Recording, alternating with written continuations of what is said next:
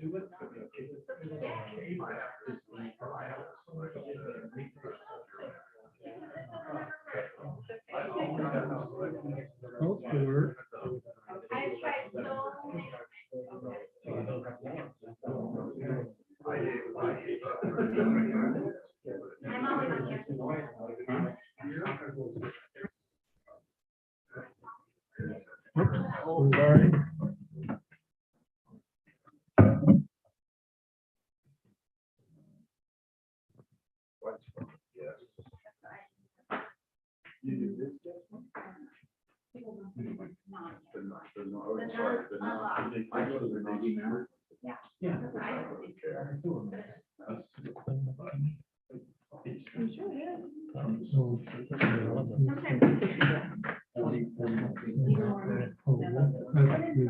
What is the zero? It's a zero.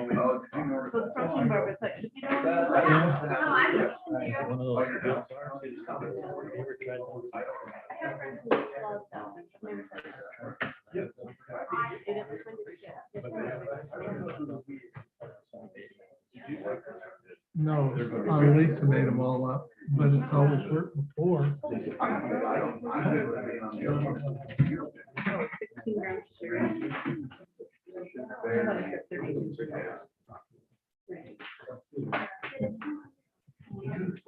You're good. Twins, you're awesome. We ready to go, Lisa?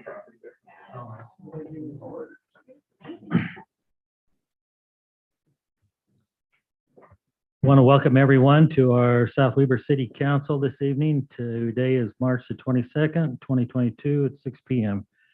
We'll begin this meeting by lead us in a pledge of allegiance, and then Councilman Dills will give us an opening prayer. I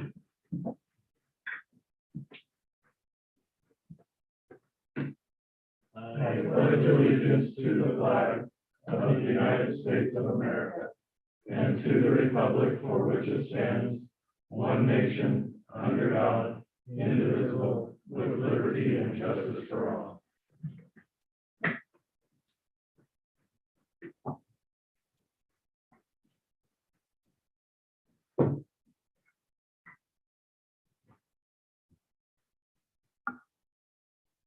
Kind and most gracious Heavenly Father, we're so grateful, Father, that we could come together as a body of citizens working together to plan out and to protect our city and the interests of the citizens of it. Please bless us, Father, that we will be able to make the correct decisions. Bless us that we will be able to look forward and see what needs to be done and how we can do it best. And this we pray humbly in the name of thy Son, Jesus Christ. Amen. Amen. Okay, we'll begin with public comments. Please step up to the microphone. You'll have 3 minutes or less. State your name and address and direct the council in general, not anyone in particular. And we're open for public comments. Michael Grant, 2622 Deer Run Drive, South Weber. I would at some point would like to have a status update on the frontage road where the loft construction is going on. So they have sliced the road like 4 or 5 places, and obviously they are trying to tie into the utilities, which is understandable. So it's dirt covered and it's getting concave. There's a dip there, and now my shockers are making the noise because I think we had some wet snow, so the whole thing settled. So if their plan is to go back on the same tracks, well, then I guess we have to wait. But if they know that the tie-up is already done, can we patch it? Can we fix it so that the dip is gone? While coming here, actually somebody threw gravel there, nice gesture. So at least it's not dipping as much, but before long it's going to start doing the same thing again. So if they are not going to cut on in the same area, well, maybe then we can repair it, unless you plan on, unless you expect more cuts and then you plan on doing the entire as a big patch and not just strip work. So maybe an update at some point would be nice to have. Thanks. Thanks, Michael. Thank you, Michael.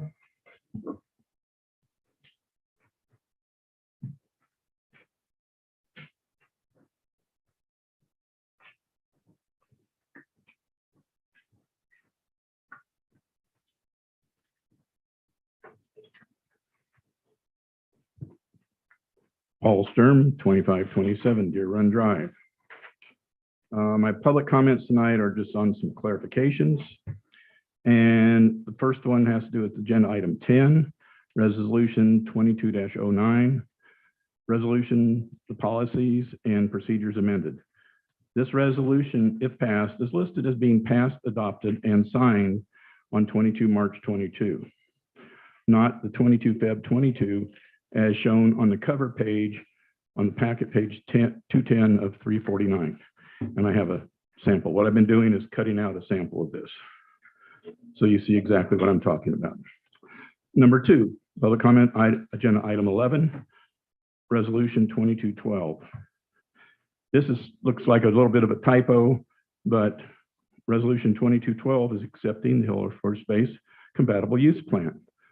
The staff report states agenda item is resolution 2212, accepting the Hill Air Force Base compatible use plan, but recommends approval of resolution 22-13, accepting that. There was no staff recommendation shown for the approval of resolution 2212. It should have read, staff recommends approving resolution 2212, accepting the Hill Air Force Base CUP. Yes.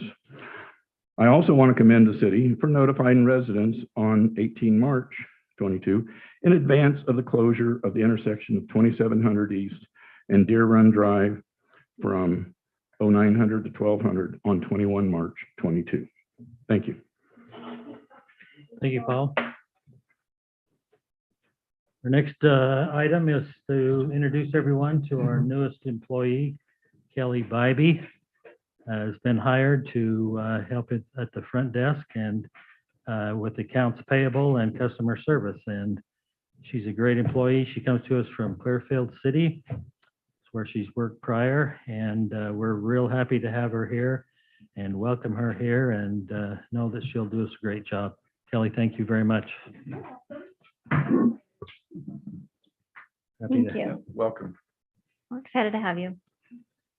Anybody got any questions you'd like to ask Kelly? Sure. All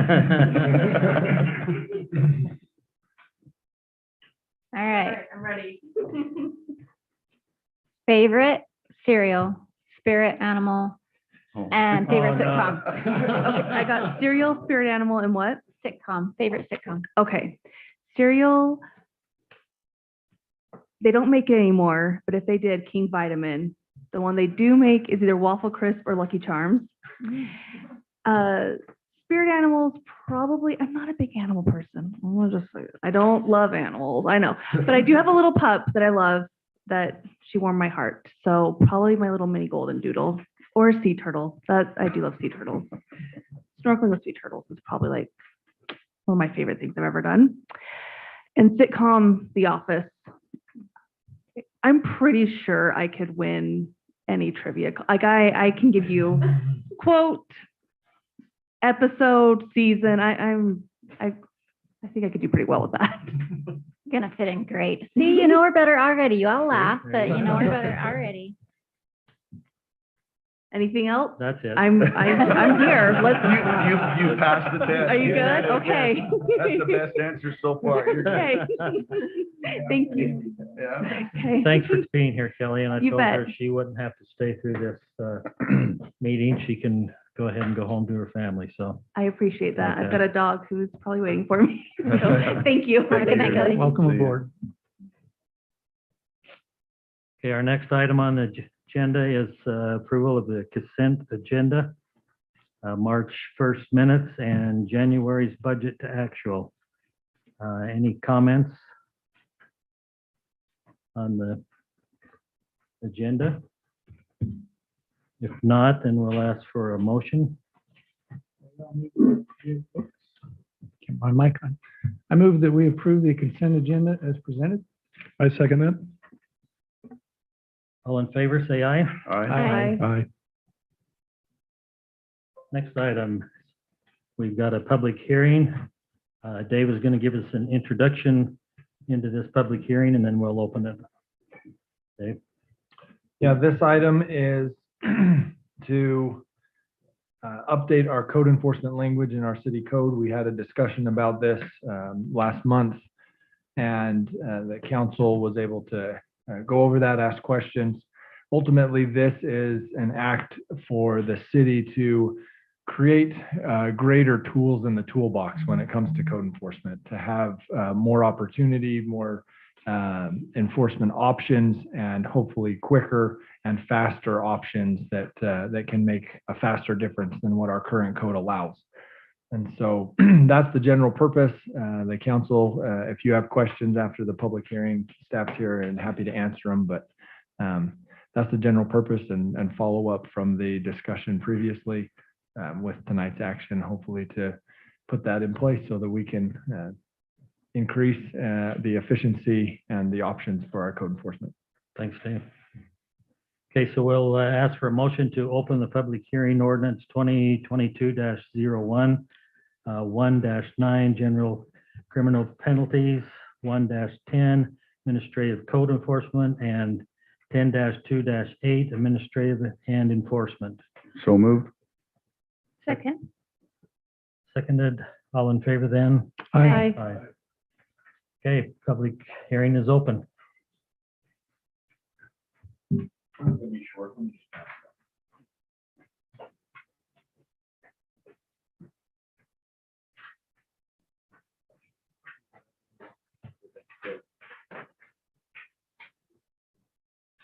Thank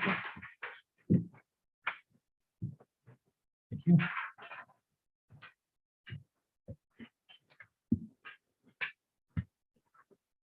Paul Stern, 2527 Deer Run Drive. My public comments are on the public hearing, agenda items 6 and 7. And you've already read the title. I have a general overall comment on this ordinance. I will use section 1-10-4, the administrative code enforcement procedure, and paragraph D as an example. Under inspection,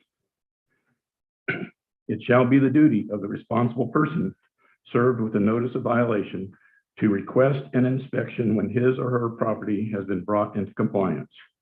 It is prima facie evidence that the violation remains on the property if no inspection is requested.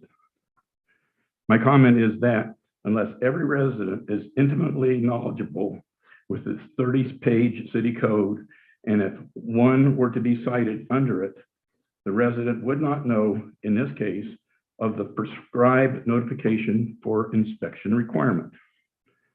My recommendation is that this and other time limit / required notifications be included on the notice of violation form so the resident is aware of their responsibilities.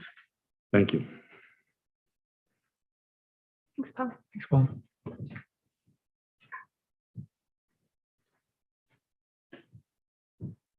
Any other comments? If not, we'll close the public hearing. Someone like to make a motion? Motion to close the public hearing. Second. All in favor? Aye. Aye. Okay, any comments? Any discussions anyone has on this particular ordinance? I just have one.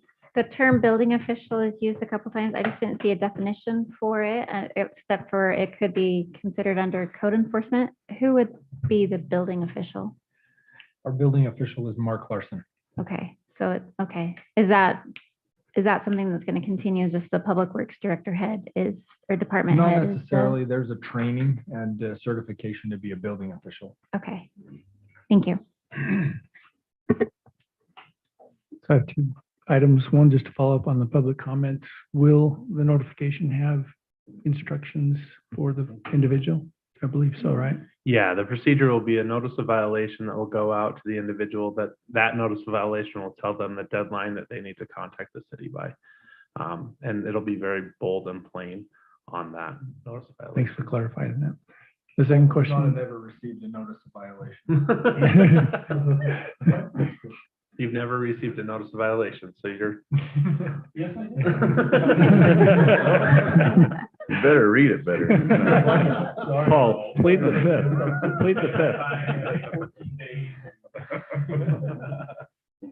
So my second question is, there was a comment in there about the abatements, not having a budget for that. At what point will that be decided? Or is it an open Yeah, question until that we is run into just that? a conversation that takes place through the budget process. Okay. Yep. Thank you. So I'm trying to understand, I see where this definitely handles property owners and things that will be hit in the city for somebody who is out of compliance with their property. As you know, had a situation this week.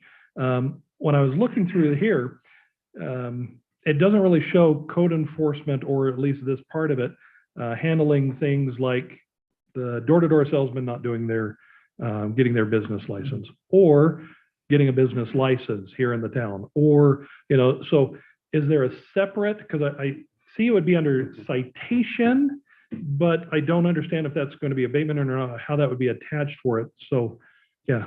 Yeah, so procedurally, there's a citation option in code enforcement where it's for one-time non-rolling events, right? So if somebody's presenting without a business license, typically in solicitors, we'd probably cite that as a one-time violation and do a citation that way. If it is a business that is located in town and has set up shop and does not have a business license, then that can be allow them the time period to correct the error, and so that could be the abatement process in that situation. So yeah, so there's administratively we kind of would handle that on a case-by-case basis on issuing the citation or an abatement or a notice violation at that point. I also noticed that short-term rentals weren't listed in here. I don't know if the short-term rental committee is looking at that. But specifically, I've noticed where other cities have an immediate response for if somebody is doing a party, let's say. And whether that's immediately calling Davis County Sheriff's Department, or if code enforcement is involved in that at all. I don't see it in here, but at the same time, I know code enforcement would have to be involved because of some of the violations and some of the penalties that would happen in here. How do you see that working? I see Trevor looking at me, so I'll take this one. An additional answer to your first question is that this code enforcement ordinance and the addition of the ordinance is largely procedural. And so any violation of any other section of city code can be addressed using these procedures. Okay. So you do have other sections in city code that deal with things like nuisances or short-term rentals is something that you mentioned. And so any of those things, you could apply this process and enforce those issues there. Something like a party I would view as a nuisance or a criminal violation. Anything that's criminal would be addressed by the sheriff's office. If it's a nuisance, then it would trigger the nuisance procedures and you could immediately abate a nuisance, especially if it's something that's bothersome to neighbors or the community. Okay. Thank you. I did have just one final question. The hearing officer, I know that we talked about, who you would want it to go to. So the way I'm reading this is basically the city manager is able to choose to hear the case unless you otherwise appoint the hearing officer. So that kind of gives you that ability to be like, hey, this needs to go above me, or hey, I'm good to handle this. Is that how I understand it? Yeah, that's exactly the procedure. It creates options there. There have been many times while I've been the manager here where code enforcement has just done their thing. I have not been actively involved in that. And if that were the case and it was an item where they wanted to appeal that type of a decision, I feel like I could probably hear that, having not been actively involved in the enforcement. However, there are times where I have been consulted on what to do and how to proceed. And in those types of cases, we would want to have options to go to somebody else. Perfect. Thank you. Any more questions? Okay, we'll move forward then with this ordinance. So ordinance 2020-1 22-01, 1-9, general criminal penalties, 1-10, administrative code enforcement, and 10-2-8, administration and enforcement, public hearing easement, vacation. Is that right? Okay. So any other questions, or can we get a motion on this? I make a motion to approve ordinance 2022-01, 1-9 general criminal penalty, 1-10 administrative code enforcement, and 10-2-8 administrative and enforcement. I'll second that. Seconded. We'll start with a roll call vote with Councilman Halverson. Aye. Aye. Aye. Aye. Aye. Any opposed? There's none. Thank you. Okay, next item, another public hearing. And we'll turn a little bit of time to Dave for the introduction on this public hearing. This item is related to, again, a previous conversation that the council had about the ethics and conflict of interest. Originally came forward as policy and procedure manual conversation. The council requested that the conflict of interest specifically was pulled out and put into city code directly. And so this ordinance is related to the city code portion that relates to conflict of interest and disclosure, so the ethics and disclosure. One thing that I would say about this is that the draft that went out in the packet essentially followed state law. There was a question after that from the council about the previous conversation of potentially going above and beyond the requirements that the state has and being more strict and requiring that anytime there is a disclosed conflict of interest, that would be automatic recusal. So what you have in front of you is the ordinance language that is printed that goes above and beyond the state code and has that required recusal. So the council can select which option essentially that you want to go with, either follow the state code. If that's the case, then you would go with what was in the packet. If you want to go above and beyond the state code, then that is what is printed and in front of you. Of course, you can amend either of those at your legislative discretion. But those are two different options that you have in front of you related to this. So with that, That's good. that's the presentation. Thank you, Dave. Mayor, I make a motion, we open public hearing ordinance 20-2205, 1-4-10, ethics and disclosure. I'll second. All in favor? Aye. Okay, public hearing is open. Anyone have any comments? No comments. Mayor, I make a motion to close public hearing. Second. All in favor? Aye. Any discussion on this ordinance? I'd like to understand the reason why we want to go beyond the state code. It seems like the state code's probably been debated over and over, and it stood the test of time for a long time, and there's reasons that they would want it to be recommended rather than required.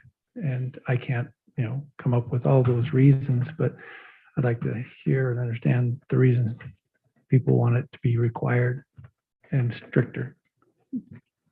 I can definitely speak to that. So like right now, let's just play a hypothetical game of, let's pretend we have a state legislator that has their own business, and that state legislator is also making decisions that directly affect that business. We've seen that all the current law states is that they have to disclose they are a member of said business, and that's it. They do that at the beginning of the session or the year, and it's over and done with. And then from that point on, they're still allowed to lobby, if you will, for it, to request support from it, and then of course to be able to vote on it. And really, when I made the recommendation for this, it was really just trying to say, okay, especially in a small town like this, where For example, and I've given this one before, I own a Amazon business that sells first aid equipment. Well, if the fire department ever said, hey, we need to get bids for first aid equipment, well, first, is that appropriate for somebody who is over the budget and technically over the fire department one way? Is it right for that person to be able to go and talk to them and pressure, or just by, you know, who you are? I think right now is a good time to talk about it, because everybody here, none of us are untrustworthy or have done anything that would be one of those where it's like, okay, we got to call this into question now.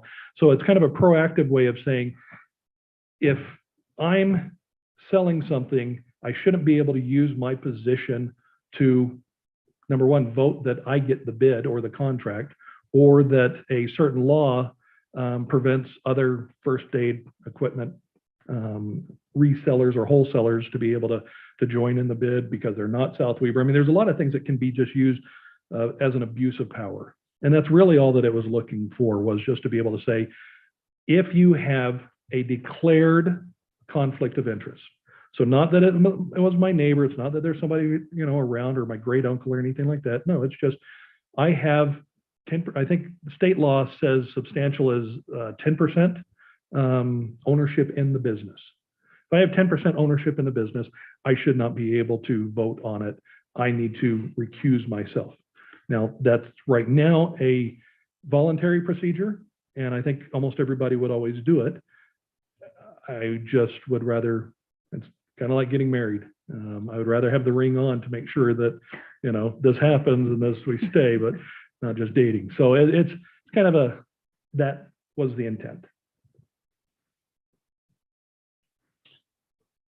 So one of my, and you saw my response, one of the reasons I asked the question was, if you're required to recuse yourself from any discussion, or let's say there was a contract out there for a first aid supply of some kind, I think you would be the best. I mean, if you are not benefiting it, your bid is not in there, you're still the best person to go talk to them. And I mean, it's kind of like dealing with construction for me or for Rod, or, you know, other things. I just don't know that from all discussion. That's why, Yeah, because I think some of those expertise have been brought to the table, being able to have that discussion. So I've recused myself from voting before, but I have not recused myself from the discussion because I felt like I could contribute to that discussion and still not benefit myself. So that's why I worry about the actual required, because then all of a sudden, as you understanding that a lot better than I would know, getting that contract for the fire department, as long as your company's not the one in the bid for it, I mean, to me, that's an automatic recuse. You're not allowed to, I mean, that'd be like me bidding on a construction project. And so I think that's automatic. But when it comes from the discussion of it, I struggle with that a little bit. So you're saying it, or I should ask, are you saying that if the discussion part was taken out, you're still okay with the? Yeah, I mean, if it's, depends on, I mean, to me, you recuse yourself if it can be seen as something you are personally gaining from.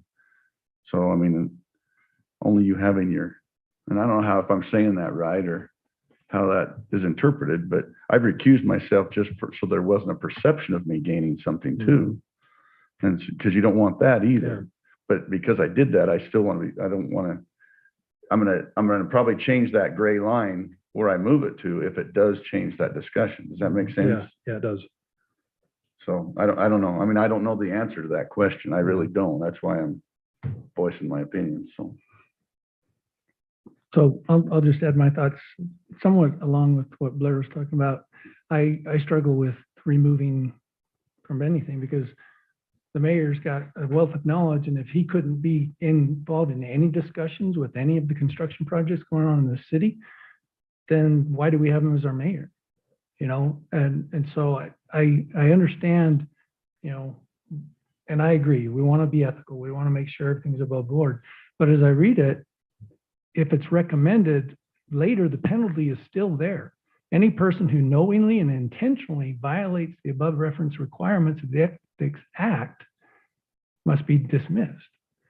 So even if we leave it as recommended, you can still punish somebody that is violating it knowingly and intentionally.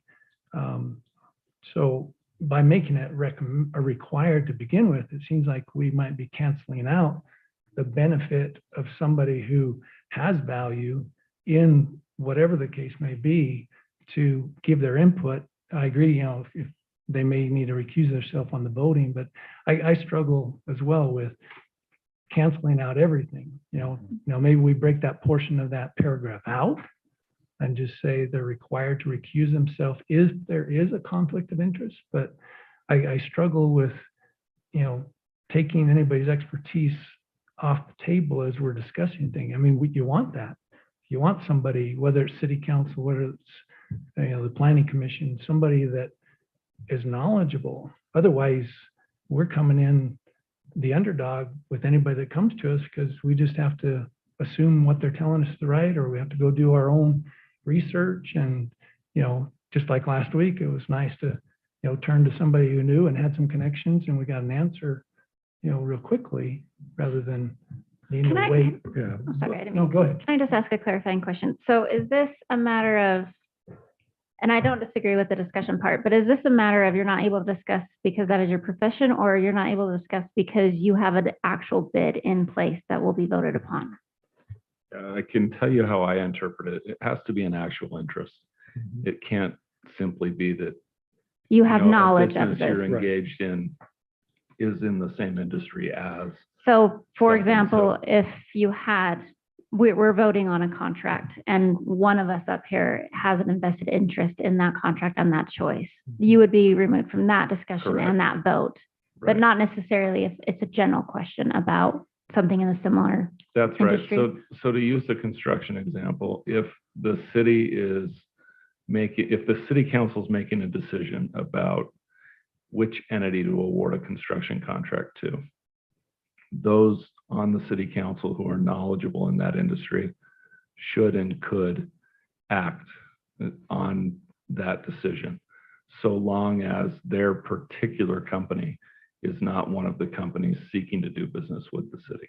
Okay, thank you. Well, so let me ask you this. So at one time, I recused myself from voting because it's a company I do a significant amount of work for. I'm not doing it on that particular project, but you're doing it on, and it's a gray area when you ask anybody. So I recused myself. So how do you interpret that then? It was the park project. So Yeah, obviously- I think you were right to recuse yourself in that circumstance because the company you're affiliated with stands to gain by the city action. And so there would be, although not a conflict on that transaction, a conflict in your city obligations as a fiduciary and your private business interests. So that would have been almost every architect and construction company we voted on in here then for me. I would recuse myself. So that's why I asked the question. Well, isn't that where the 10%, Well, more I than mean, 10% ownership? Yeah, so there would be some details to consider there of whether your ownership or interest. or It's a matter stake of in those ownership or businesses. association, correct? Correct. I mean, ownership, you would say, hey, I own more than Yeah. 10% here, I must recuse myself, whereas, hey, I'm associated with this in my line of business and I choose to recuse Right, myself. but it can't be a marginal or small dollar value interest. I think we're talking about 6 people that are sitting here right now that recognize perception, and they don't want perception to, be a problem. And so you have all done a very good job of recusing and staying far away from the line. The attempt right now is to put in code where the line is, and any code is this way, is putting a line in the sand of those people that aren't going to have the proper intention, and just a protection there for the moment when somebody thinks, well, I maybe want to go the other way, and it becomes clear, no, you need to do this. Yeah. So That I think is what we're struggling with there. I kind of feel that this would be beneficial, and I mentioned this when we appointed our latest planning commissioner, is just being able to protect those that serve in our city, and with the knowledge that, and it has come up of a conflict of interest and whether it's stated, and when people learn, well, it's discretionary, you know, it's kind of an ethical thing of whether you say you're have a conflict or you don't, or there's been a question, well, what is a conflict of interest? So to be able to have that and to know as we serve, and to those who serve our city, to know exactly where the boundaries are, and to have the public say, no, they know exactly where this is. They signed this from the beginning, and this is what they know this to be the case. It is kind of hard to have the dismissal if you, I guess you have to prove you knowingly and intentionally did not. But I feel like this could be helpful just because of the conversations I've had with concerns in the past of people who may or may not have had a conflict of interest, and trying to explain to the public, well, it's kind of an ethical choice whether they choose to disclose that or not. So I think for me, you nailed that on the head. It's so hard, I feel like, for us to legislate ethics. And that's what this section is.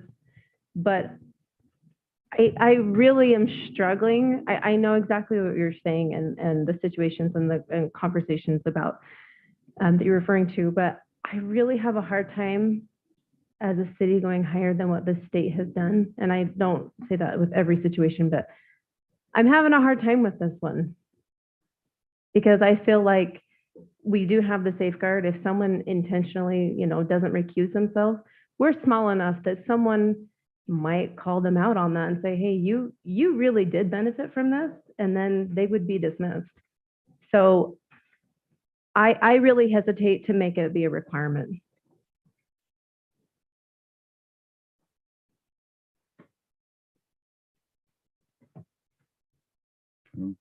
Joel, I do think it's a good thing, because you do see it at the legislature all the time. You do, and it's I mean, there's really even frustrating. They're even the bill sponsors. I mean, Yes. that's where I really struggle with So this. that's where it's kind of like, I don't really love using the state as an example, because they really do a poor job of this at times, and it's really frustrating. Well, and I- I hope everybody understands that really the intent behind this is more to build a layer of trust with our citizens and our public out there, so that they know the stuff that's going on a national level, that's going on a state level, and that we do see all the time, because it can happen, that we've actually codified it saying, no, if you're involved in it, that's it. You can't. And the discussion, when I was talking about it, I was literally talking about lobbying for, you know, my business, you know, my win of the contract. And if you're not, it's not at all supposed to stop or hinder anybody on the council from having a business inside the city and making money inside the city and doing business inside the city. It's only if that then comes to a vote before the city council for a contract. And we know how lucrative the government contracts are up on the higher end. So to me, it was just, this is a layer so that the citizens can see that we don't even have that option here.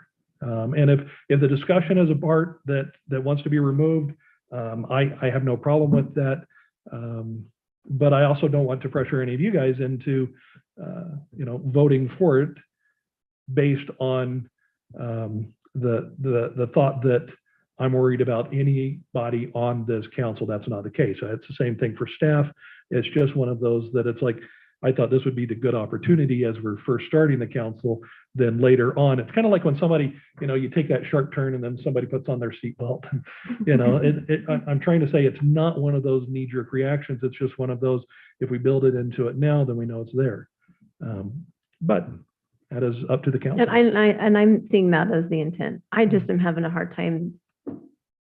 I'm having a hard time with it, because people, well, Joel, shoot, how many people did due diligence on this election, right? So people do due diligence on who they're voting for, Yeah. generally speaking. Maybe they don't, I don't know. But I'm really having a hard time with making it required. I absolutely think they should be able to have the discussion. Yeah. Absolutely. So if the discussion part was out, just the recusal, if you are voting on the contract coming before the city council, to have that as part of it. Well, your company shouldn't, any person shouldn't have their contract in there anyways. It's part of the act. I was reading the state act, and it's pretty specific of what you can and cannot do as an official. So it absolutely, we need to have the discussion, but I still hesitate having it be required. I have a Hearing question. what everybody's saying, I just still hesitate. Yeah, pushing I it. just want to, can you clarify on that? If, as a council member, we can have a contract in there? Is that what you were saying? Well, there's very specific reasons why someone could have it. They're like the best person. I just read this whole thing about the nepotism and everything on there last night. Mhm. So there's reasons when somebody could be awarded a contract or paid Mhm. from the city. But otherwise, there's like a handful of exceptions to it. Yeah, there is an exception in state code for cities of a certain size. I can't remember offhand whether South Weber's above or below that line, but there's a waiver, so to speak, or an exception to the nepotism prohibition for small communities. When you can be awarded a contract or just put a bid in for a contract? Contract, supervision, things of that sort. It just recognizes that in rural locations where there's not a big employment base, that you may have related individuals that just have to do business with the city because there's no other option. And it allows for that kind of thing. And then to the extent it helps you in considering things, there are a few different ethics laws in the state books. There's one set that applies to the legislature, and I know they've been used as an example in your discussion, but their rules are different than the rules that apply to municipal employees. And then there's a separate set of rules that applies to state employees and officers that it's stricter in places than what the Municipal Officers and Employees Ethics Act is. But I felt in drafting this that it wouldn't be prudent to deviate from the definitions in the Municipal Officers and Employees Ethics Act or the body of decisions that's available for us to look to determine, what is and isn't a conflict. The only deviation is in the one version you have that has mandatory recusal anytime there's a mandatory disclosure of a conflict of interest. So for clarification, I feel like we obviously should still do a mandatory disclosure. I don't think that would be even a question here. Agreed. So remove the discussion from this? No, that's a separate thing that you have to disclose your potential conflicts of interest. Right? No, I'm just talking about being able to remove the word, they're able to have the discussion but not vote. Yeah, it's the city officers and employees recuse themselves. It's advising, considering, and then voting is fine, and recommending or acting in the other manner. That really is the question, right? Mhm. Yeah, just to add a couple more thoughts that I have, again, I understand the purpose and intent and two hesitations I have with it is, okay, one, we make it mandatory. How is that going to change? It's now going to make the public even more argumentative when they see somebody voting on something they think they shouldn't be, but they don't know all the details and they don't know the 10%, 8%, all that stuff. And so is it going to make it more contentious? Because now everybody that wants to complain can, say, hey, they should have recused, it's required. But maybe it really wasn't because they didn't, but we have a lot of uninformed people that, like to jump on that. So that's one of the concerns I have. But the other is, since this is new code for our city, I really struggle with going beyond what's standard out there in our first wave. Maybe we put it out as recommended, as is state and as is used by cities all over the place. And if we have an issue, then we reconsider and make it required, but I've seen too many times in my work and in other places where people come in, they don't know all the background, and it sounds great up front, so they make a change from the way it's been without understanding why. And then we get into more trouble because now we've pinned ourselves into a corner and we have to pay a price to get back to the reasonable level. So that's my hesitation is, let's take it a step at a time, do what is standard and used by other cities. Do we have any cities that you're aware of that make it required? Yeah. Actually, there's a number, Cal, I'd have to get you the names, but I know that Sandy and Bluffdale both do it. I would have to get the rest of them because as I was researching this, it's actually what brought this to my attention was that so many of these other cities had started to move not only this, but in the procurement area and all of these different sections where it was just, you know, obviously they're dealing with, you know, much larger budgets and much larger bureaucracies.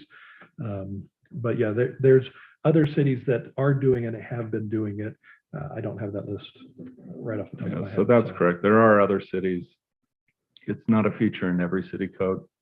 I did a survey as I prepared this to see if there was a model we could rely on. I didn't find one I liked, so this was created more or less out of whole cloth using the state statute as a backbone. I am familiar with the corollary statutes in other states.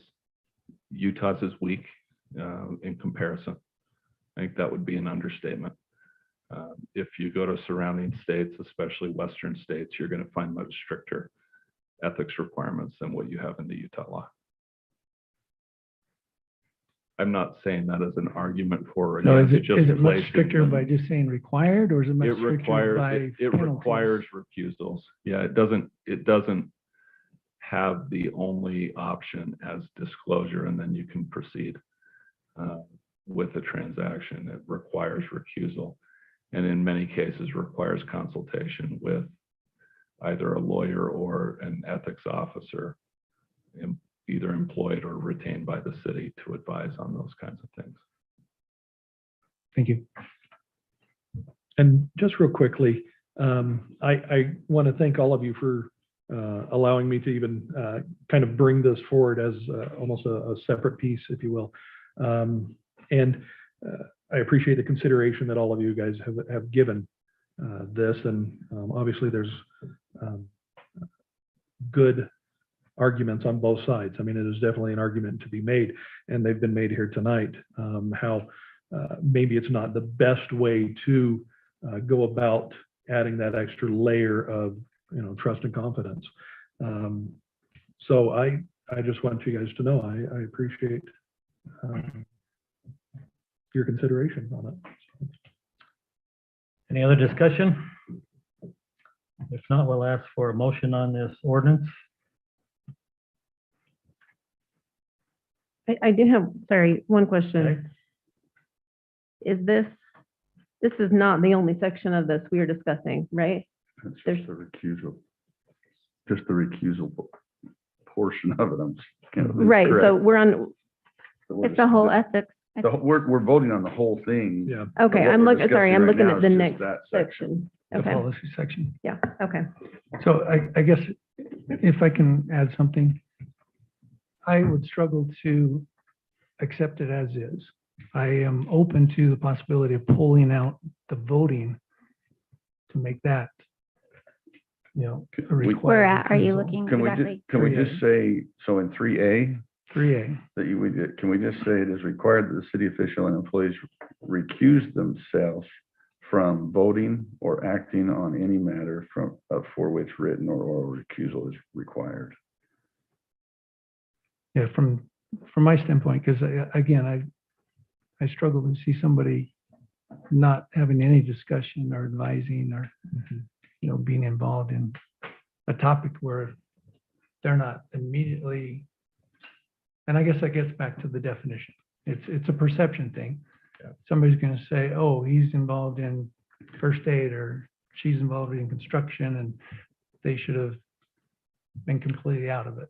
I think that's a good edit that achieves the goal of safeguarding the city and safeguarding the city's officers by ensuring nobody takes action by voting or acting on an item. But the reality is, for most recusals, the meeting remains an open meeting, right? They will hear everything that occurs during the meeting. And I don't know that you lose or gain a lot by limiting participation in those discussions. If they can't vote, that's a real limitation where a conflict exists.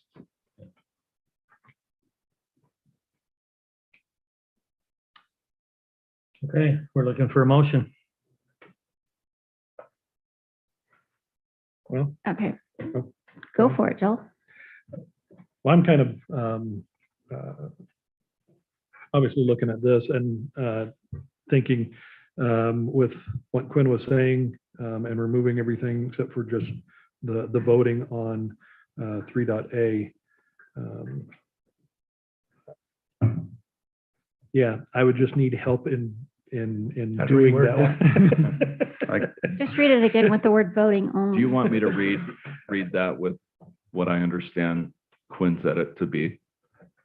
Sure, I yeah. think 3A would read, it is required that city officers and employees recuse themselves from voting or acting on any matter for which written or oral recusal is required, period.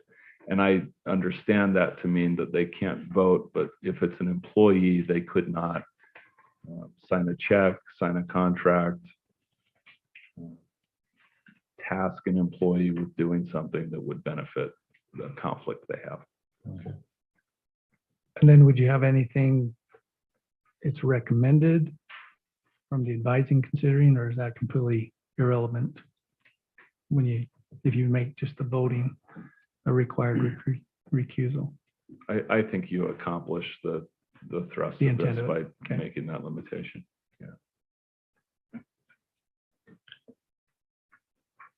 I can make an attempt. Do you want me to? Either way, Okay, Mayor, I'll make the motion to approve ordinance 2022-01.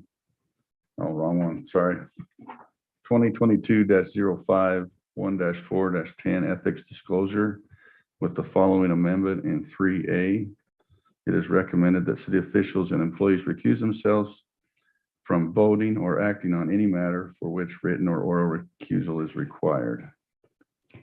And I think you read from the section that was recommended, not required. Right, I was just gonna ask that. Do you mean recommended or required? Required. Required. Okay, we have a motion. Do we have a second? I'll second it. Start with Councilman Dills. Aye. Nope. Aye. Aye. Aye. Motion carries. 3A. 3A. Under recusal recommended. Okay, next item is Resolution 22-9, Policy and Procedure Amendment. Any discussions on that resolution? Were we gonna change the reference on the code to the 2022-5 because it's called out as 2022-6 of this ethics disclosure we just went through? I think the way Jamie said it was that 05 is the original and 06 is the amended. Oh, is that the way it is? Is that right? I'll turn to Lisa. I think she knows on this one. Okay. 05. The staff report referred to 06. Is that what you're Right, meaning? and in Yeah, the there was- policy that as it's rewritten and revised, it says 06 also. Which page of the packet are you on, just so we can all be? It is pages, sorry. Let me find my notes.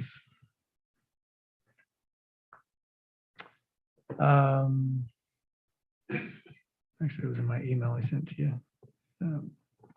So page, no, that's, you don't want it on the the original or the finalized text. Where is it? Page 126. I Yeah, believe it's page 126. Well, Under, in the packet, 244. and 7-040. Yeah, item one there, A1 conflict of says interest. -06. And then again, no, I think that was the only place it was. Do you see that, Lisa? In the policies and procedures manual on page 244, when that was drafted, this ethics code was 06, but now through time it has turned into 05 and renumbered. And so now the policies and procedures manual needs to refer to ordinance 2022-05, which is page 244 of the packet. Page 35 of the policies and procedures manual.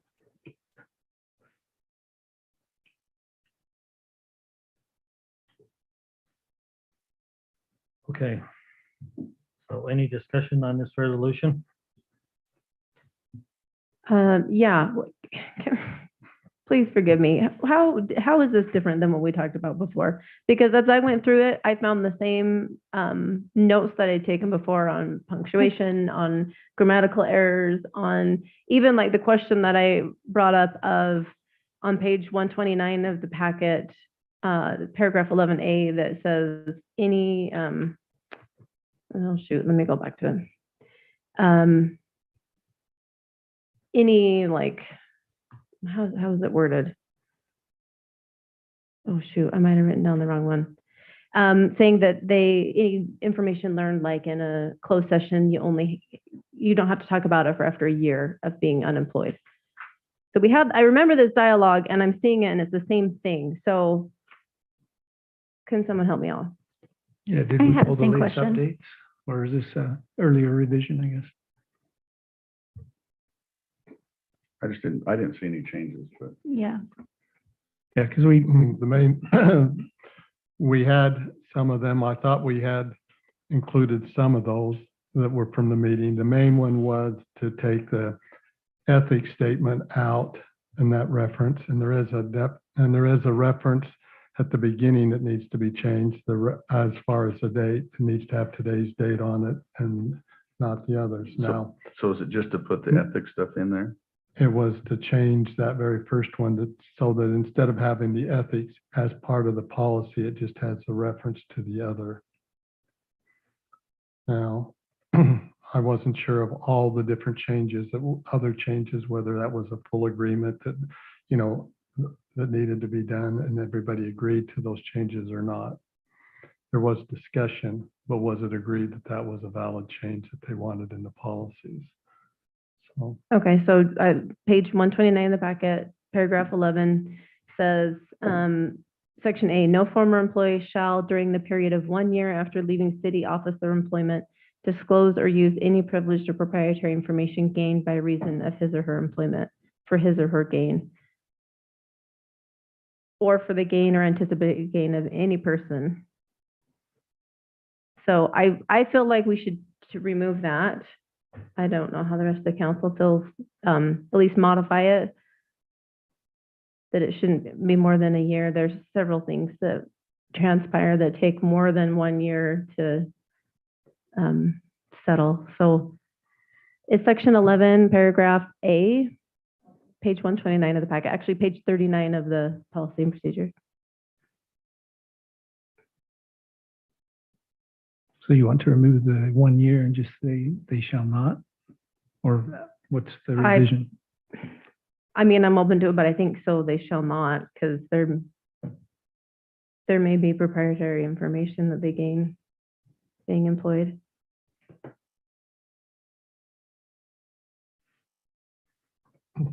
that one was taken from the drafts that comes from the state auditor's office. It says the protection should be in there for 1 year. That the recommendation from the state auditor was that after a year, I understand what you're saying, that an employee from their knowledge and things that they know from here, they shouldn't be able to gain personally from that. Most things are, but usually that. And so you're saying you want that so that they can never disclose anything? Well, that's only, You something that they know. but that's for their only in own closed session. Mac, I Yeah. think the way I understand it is Mhm. that the council's comfortable with a one-year limitation on somebody doing business with the city, but they may have proprietary or confidential or privileged information that has to be kept confidential, privileged, or protected indefinitely. And Angie's concerned if with this one-year language, it makes it appear like you only have a one-year window within which you have to protect that information. It's page 129 in the packet, the very bottom. Thank you. Mhm. And I I'm would not agree with opposed that. to making those changes. This is the council's policies, when we drafted this. But if that's the feeling of the council, then we could easily change that, during the adoption. Is it the time period that's the concern? Or is it Yeah, more to really, just and the it- time period? Yeah, the time period. So is there a different time period that the council's comfortable with, or is it no time period at all and just leave it as the action should not be allowed?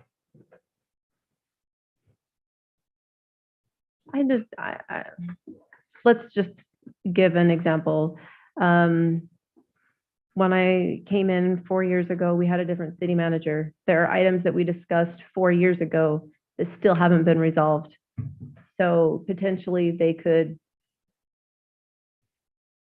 profit or gain or, allow someone else to gain off of those discussions. So Question for Jamie. What does our policies and procedures manual have as a binding effect on a former employee like that? Well, you could construe it as having some kind of contractual relationship, but it would be tough to assert and to prove that. I think what it does is it puts employees on notice, right? So if they come back later and say, I wasn't aware that I had that obligation, you can use this and say, yes, you were aware. But Because there's a signature, right, upon employment that you have You access acknowledge to, and you receiving it, acknowledge right? receiving the policies and Yeah. procedures manual. I just wonder how binding that type of language is if they're no longer a city employee. Yeah.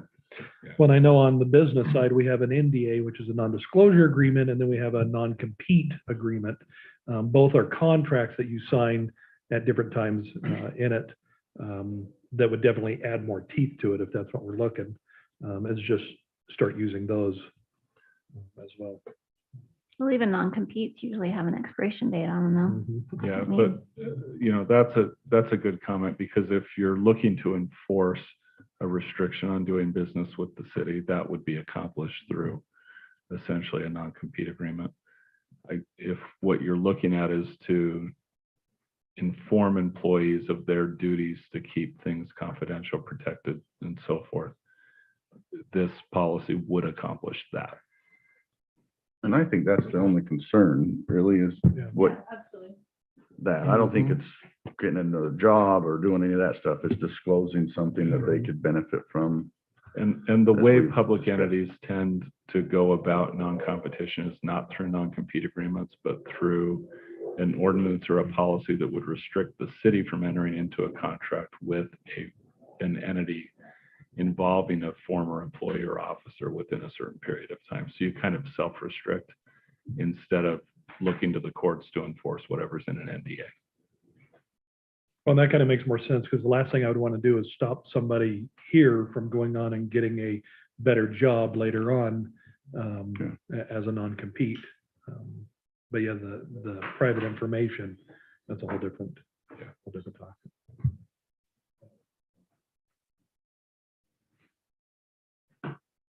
I guess I'm just having a hard time with the expiration date of what you would, how you would say it. I mean, indefinitely, or it's hard to know. I mean, like I said, they usually all have an expiration date at some point in time where You that, could put a general statement that would be as required by law, and then just leave it at that. The way grandma and state records law works is you classify records, and depending on the classification, that then tells you what the period of time is for which that item is protected. Some things are protected indefinitely, some have a shelf life. That's a good idea. So then you could just say for the period determined by state law after leaving the, I'm okay with that. Everybody's okay with that? Yeah. And then my only other notes on that, I gotta say this again, this is also on page 195. It is referring to IT at the bottom, bring your own device, but it should just be BYOD. Bring your own drink.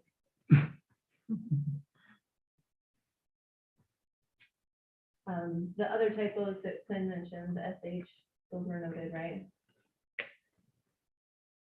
Did anybody miss this? You know what I'm talking about? Okay. And then the other, page 306 and 307, page 89, they say 2021. Page 189, sorry. So this needed to be updated as the correct date. Which page? For the final copy, it'd be page 306 and page 307.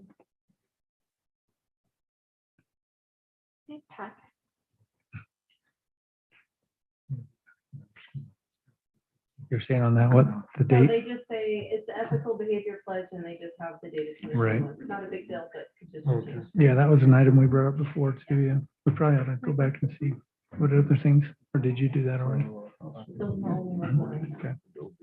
Yeah, I had that one as That's all well. I have, Mayor. Okay, would you like to make a motion? The last one is page of the packet, 306 and 307. What is it? What section? 97. The pledge form just calls out the year 2021, but it should have an open date.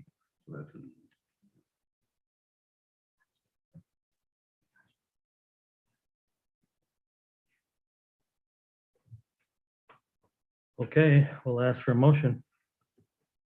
Go for it, Angie. Mayor, I make a motion, we approve resolution. Mike, no, sorry.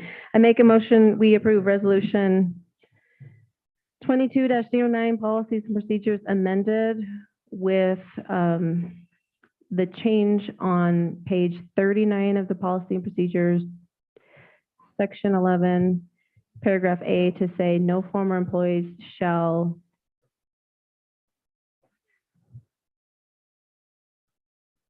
after leaving the city office or employment as determined by law, state law. as determined by state law.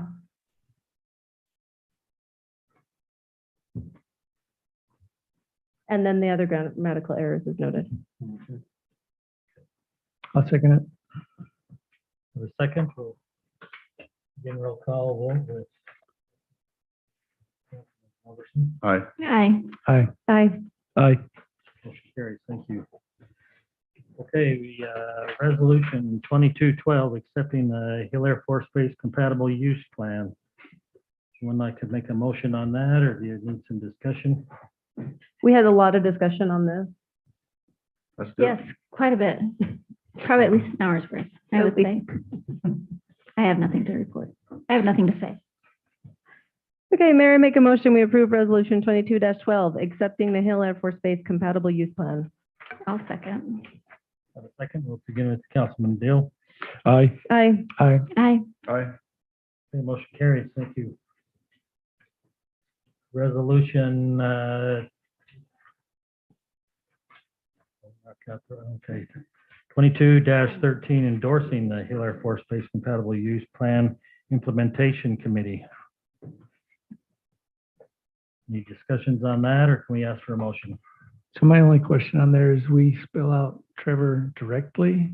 Do we need to put it as a person if Trevor is not available or whatever? No, Like he a- like a forever has to position? be on this committee. It binds him here. If he's sick, he's got to get there. If he moves to Hawaii, he If has he to come dies, back. he has to come out of the Caught us. grave. You caught us. That was our goal. You could make that the community services director position. I'd just say that, and then parenthetically, you can have Trevor's name in there or whatever, but I was just concerned that we have to revise it at some point. 20 years from now, if Trevor's no longer the community services director. It'll probably be 20 years that they may or may not get funding for this committee. That's true.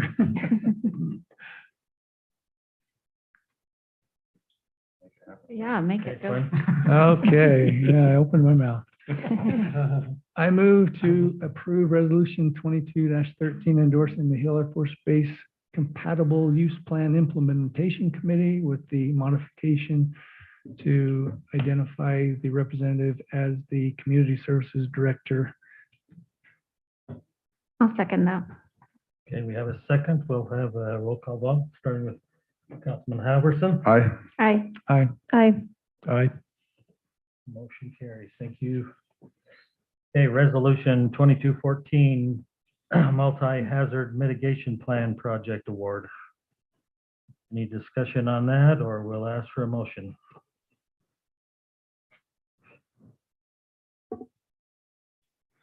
I just appreciate the added information that you sent out earlier to my question on it. I'm good with that. I'll make a motion that we move to approve resolution 22-14, the multi-hazard mitigation plan project award. I second that. And, let's start with Councilman Dills. Aye. Aye. Aye. Aye. Aye. Motion carries. Thank you.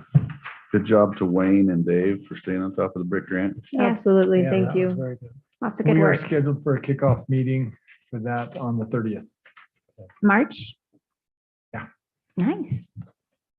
Don't wait around. I know, I'm excited to hear about that. There are things that get End of delayed the for month. sure, but we are moving forward on that one. Thank you for all your dedication and hard work on that. Okay, ARPA fund reallocation. Discussion item. What's everyone thinking there? I had a thought as we were having a discussion. Can we use this to create an abatement budget?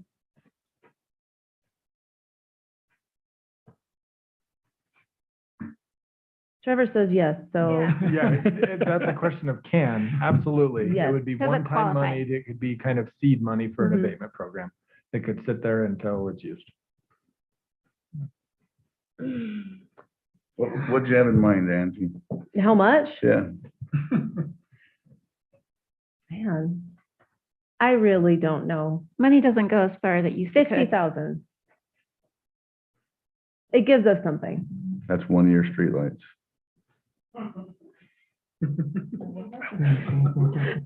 Which wasn't on the I'm- list. Which wasn't on the list, by the way. It is on the list, actually. Yeah, streetlights is on. It is. Or one That's demolition. Item 20.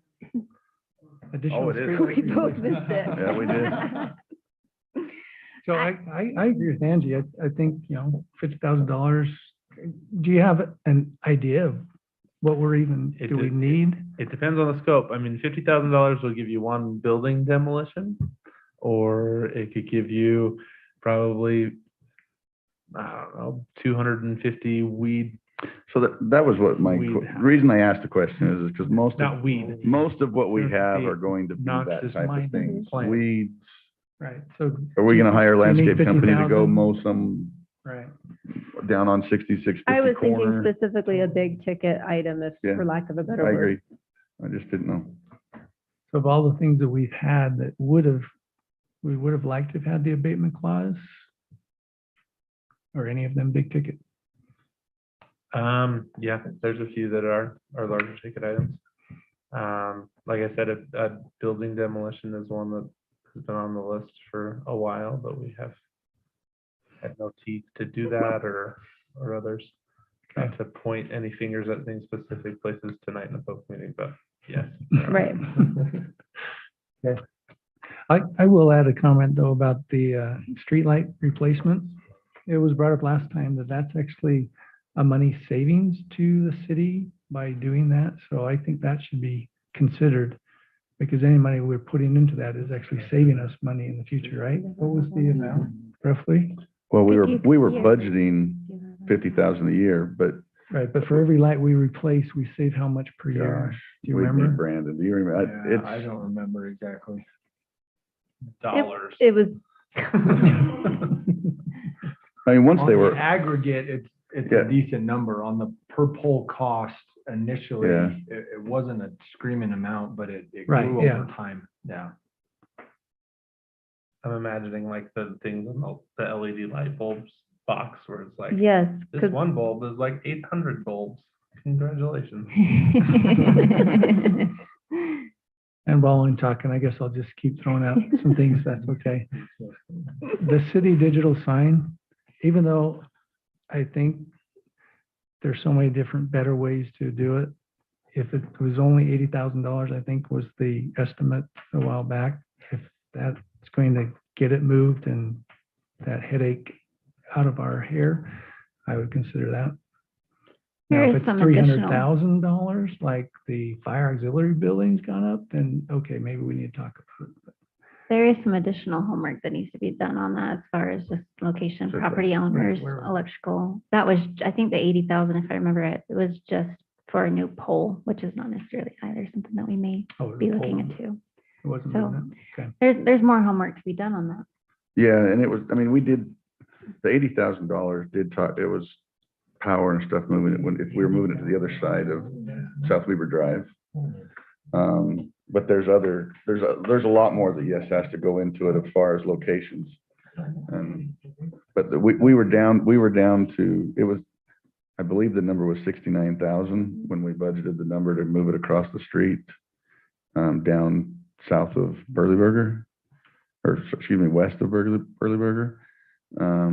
But then, and then we went through all the different areas it could go. One was where over by the park and ride, that was discussed as UDOT said no. So we would still have to figure out where that could go, or if it could even be moved with Maverick and leave it on that same, it probably would be a lot less expensive if it stays Right. on that side of the street and relocated.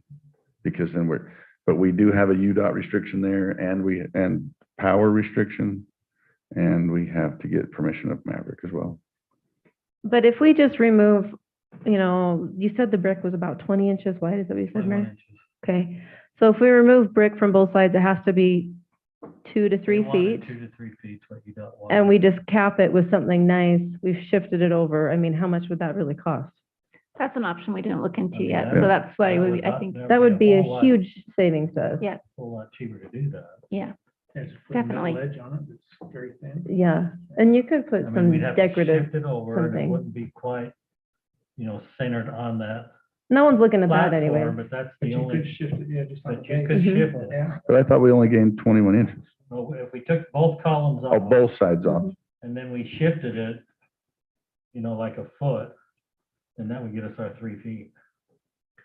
Mhm. Yeah, so that's an option I think we need to look into as far as cost, because that wasn't on the table I at the think time. that could easily be done, and then everything's still there. Mhm. Yeah, The only cost that I can see would be taking that off, which, well, I think we could probably get some volunteers to do that, just to. Or hobby. mhm. Some service. But a sledgehammer? Probably a couple. There's a metal frame attached to the base to hold the sign. That shouldn't be much more than that, so I would think that's my first option. That would be my recommendation as well, because we wouldn't require any more land for easement or anything. We do just need to check with Maverick to see if they're okay with us moving it their direction. But it would be the same amount. Yeah. It would That's take up true. the same You're right. footprint. Sorry, I just realized that as I said it. Footprint's exactly the same, Mm-hmm. yeah. So are Can we I looking at add- doing kind of a ranked choice voting on this, where it's like, well, no, if we can't do the sign, then we want it to go to something else? Because I still, with what Blair was saying, I mean, we've got streetlights, which are actually going to be saving money. We've got a fire department that has the potential to start making revenue. And I think those two are definitely big items that we should be looking at, so. So one thing to consider, the ARPA money is not urgent necessarily. We have 2 years to make this decision. However, there are a couple of items that are urgent. The cybersecurity one doesn't have an urgency other than just a need. The SCBA does have an urgency because that currently is 107,000. As of April 15th, we've been told that that will increase to 117,000, that there's a price increase already planned for that. So if we do the purchase before April 15th, then we can do that one.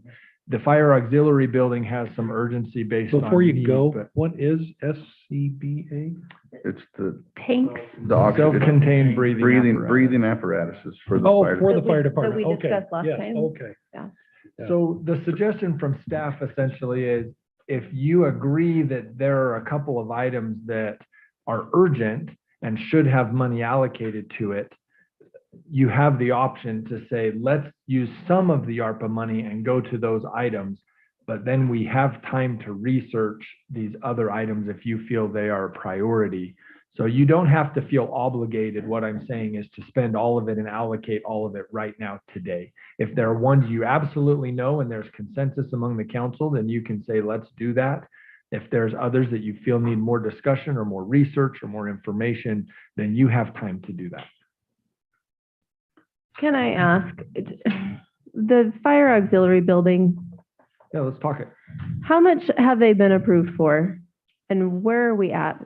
Can we have a status update? Yeah, the status update, it is totally on hold because of the costs and what's happening. So we originally budgeted $125,000 for the building and the concrete work.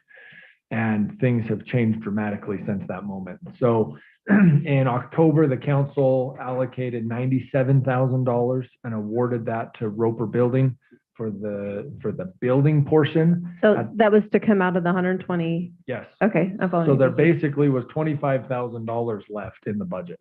And we thought at the time that we would need approximately $30,000 more to get to a total project budget of about 155.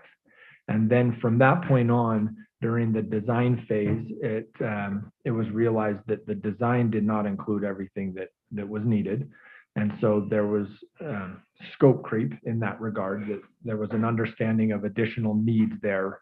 And so because of that, the dollar changed, as well as just the timing of this. The longer we've waited, the more it has been.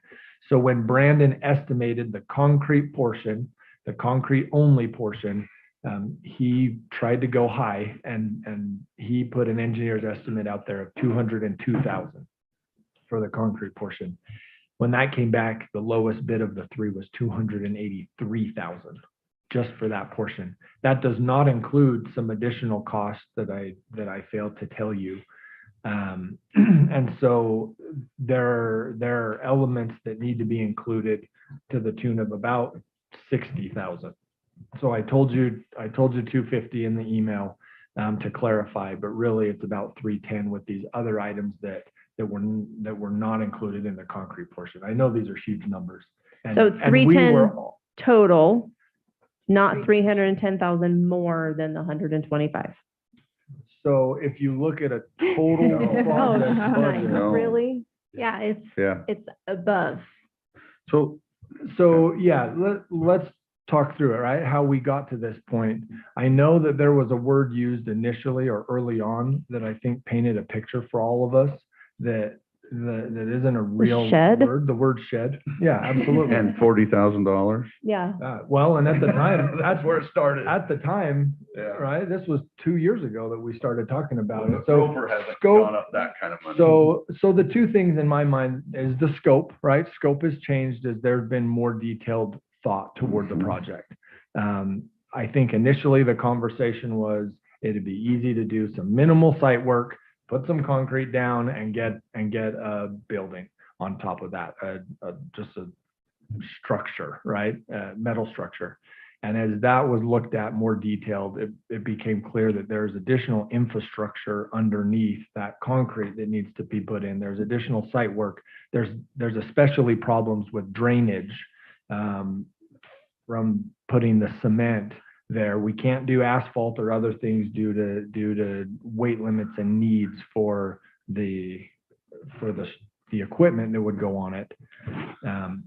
There are options to try to limit that, and we've tried to do that as staff. We, like I said in the email when there was a question, We included the mayor on it, again, due to expertise. I thought that was an interesting conversation about expertise earlier. The mayor was involved starting right when he got elected, or right when he was sworn in there in January.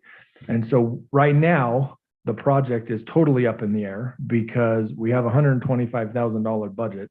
We've committed and awarded the $100,000 essentially to the building, but we don't have the money for the rest of the concrete work and running power and some of those things. So the additional amount of money that's needed is roughly $310,000. But they can still proceed with the building, can they not? I was gonna ask that too. No, Why not? because some of the concrete work to go underneath that building is part of the concrete portion of the project. The underlying infrastructure of what goes under that building. Sorry, I is- meant the other building, the demo of the civic building. That's already been budgeted. That was part of the 125. That's part of this inclusive project number. I'm just wondering, is that been on hold because of everything else as well? Right.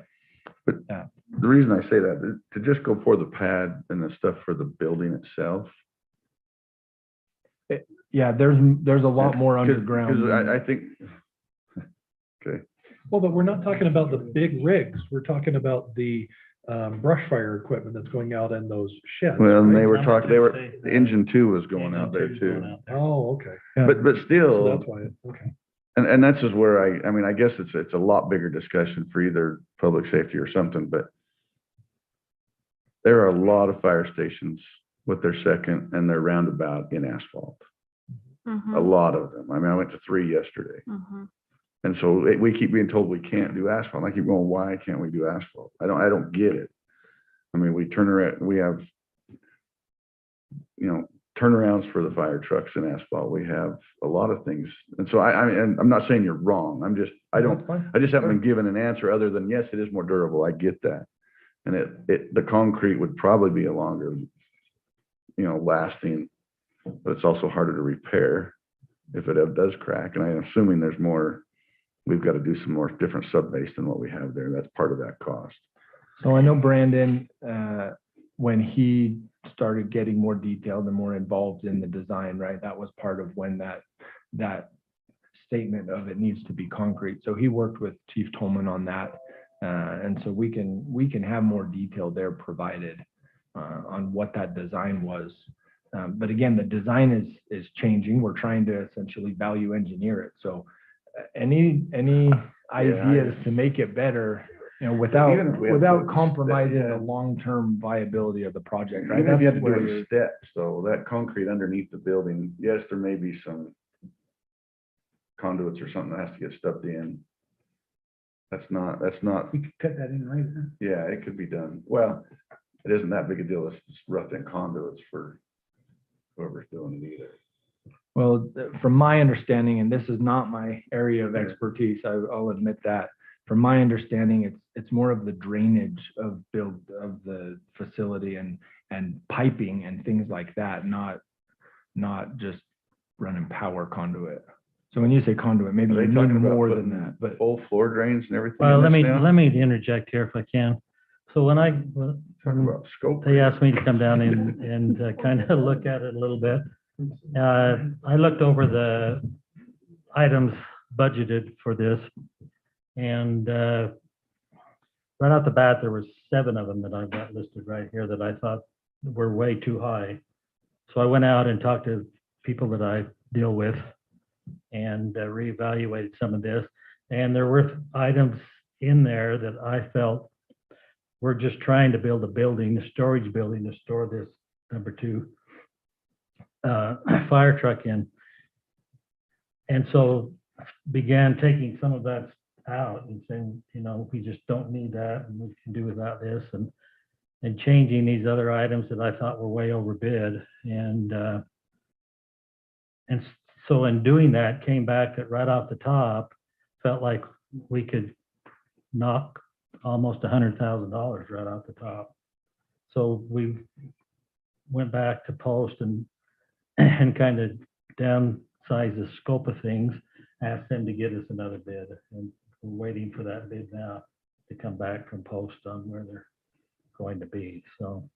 So, Yeah, so the goal is twofold, right? One is to decrease the size and scope of the building to just the bare bones, right? so that's to keep that- engine 2 in the existing building, or to still be able to put engine 2 in this other It would building? be in the auxiliary building. Yeah. I mean, that's a question that's a little bit more detailed for Chief Tolman of exactly Yeah, I which asked him. trucks, but.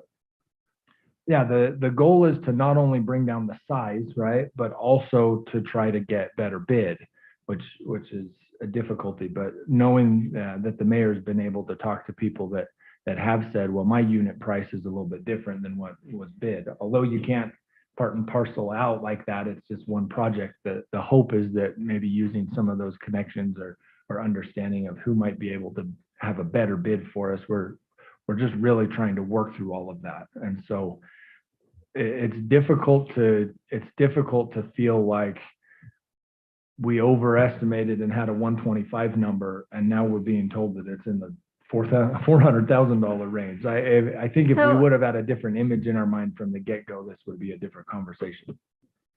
So when, I wasn't part of this, I believe that there were like 2 or 3 different choices that the council was looking at on where it could be moved and what would have to be demolished and those kind of things. It sounds like whenever that original concept, in comparison to maybe the others, has grown substantially. Is that correct? So the scope creep, if we're talking about it, because the original one, my understanding wasn't that we were having engine 2 out there, and that we were going to be making a storage for the brush, and then of course for the equipment that needs to be stored outside of the actual station itself because of the hazard. The location of the structure is where it's at because it was the cheapest option. Is that still the Regardless- case though? Yes, Yeah. regardless Okay. of the other I feel like we elements. need to revisit engine 2 moving to that building, because I did ask Chief Tolman about that in the meeting, and it wasn't ideal, but it was possible. And I think if we're looking at an extra $200,000, then we might just have to deal with the non-ideal. If I'm taking that out of context, and I might be wrong on that, but that was my understanding, is it was not ideal, but it was possible. Well, that's fair. And if And engine 2 again, is out of there and that saves us, $100K or even more, then that's worth looking into. Absolutely. Yeah, the goal is to bring this down to where it is a more doable cost. I think one thing to consider, and I think this is where ARPA money becomes an interesting idea for us that wasn't on the table before, is I think we get in the habit sometimes of pinching and squeezing and pushing and making it as small as possible, and that becomes a limitation on the future. And when we do have money available, I think the idea of quote unquote doing the project right and creating a long-term solution also needs to be considered and be a viable conversation. And so not saying one is the right way or wrong way, but staff was looking at it as much as possible as let's not have to build any more structures for the fire department into the future, regardless of the build out of the city. Not a bells and whistles kind of building, right? And I think that with the mayor's help, we were able to recognize how to decrease some of the features. And again, the word you used was really good, ideal. And the fire department was able, and even engineering was able to say, well, yeah, we can do it differently, and it's not ideal, but it's doable. And that's part of the value engineering concept, is to bring that down to a better project without sacrificing, hopefully, right, that balance of the long-term solution that we'd have to revisit at some point in the future. So not to say there's money available, so let's do it more than we need, but I hope that the goal of saving money doesn't sometimes overwhelm the ability to do a quality project that we don't have to revisit in the future. I totally agree. I'm just really frustrated. I'm super frustrated. Since we've been here, we did an ambulance that was supposed to be really profitable, and that took 2 years before anything happened. Then we bought a second ambulance. Then we bought the loading stretchers, 2 of them, then the compression system, then the radios, and these apparatus. I understand these are all needs, and so I'm on board with that. And I'm so frustrated that this is like 10 times the price originally it was, which is no one's fault per se. But like, I can't justify even spending another 200,000 on this. So I'm struggling with that. I'm struggling because this is huge. And I want it to be like completely like hashed out again. What do we really have to have? The ideal versus necessary, I think, is really important. Because Yeah. It's hard to justify that. I think, you know, to your note of, you know, spending more on something greater, it is something to definitely look into, but we have a list of 23 items here that also probably will never be able to get met either. So it's hard to give a good chunk of this money to an ideal and other areas go without.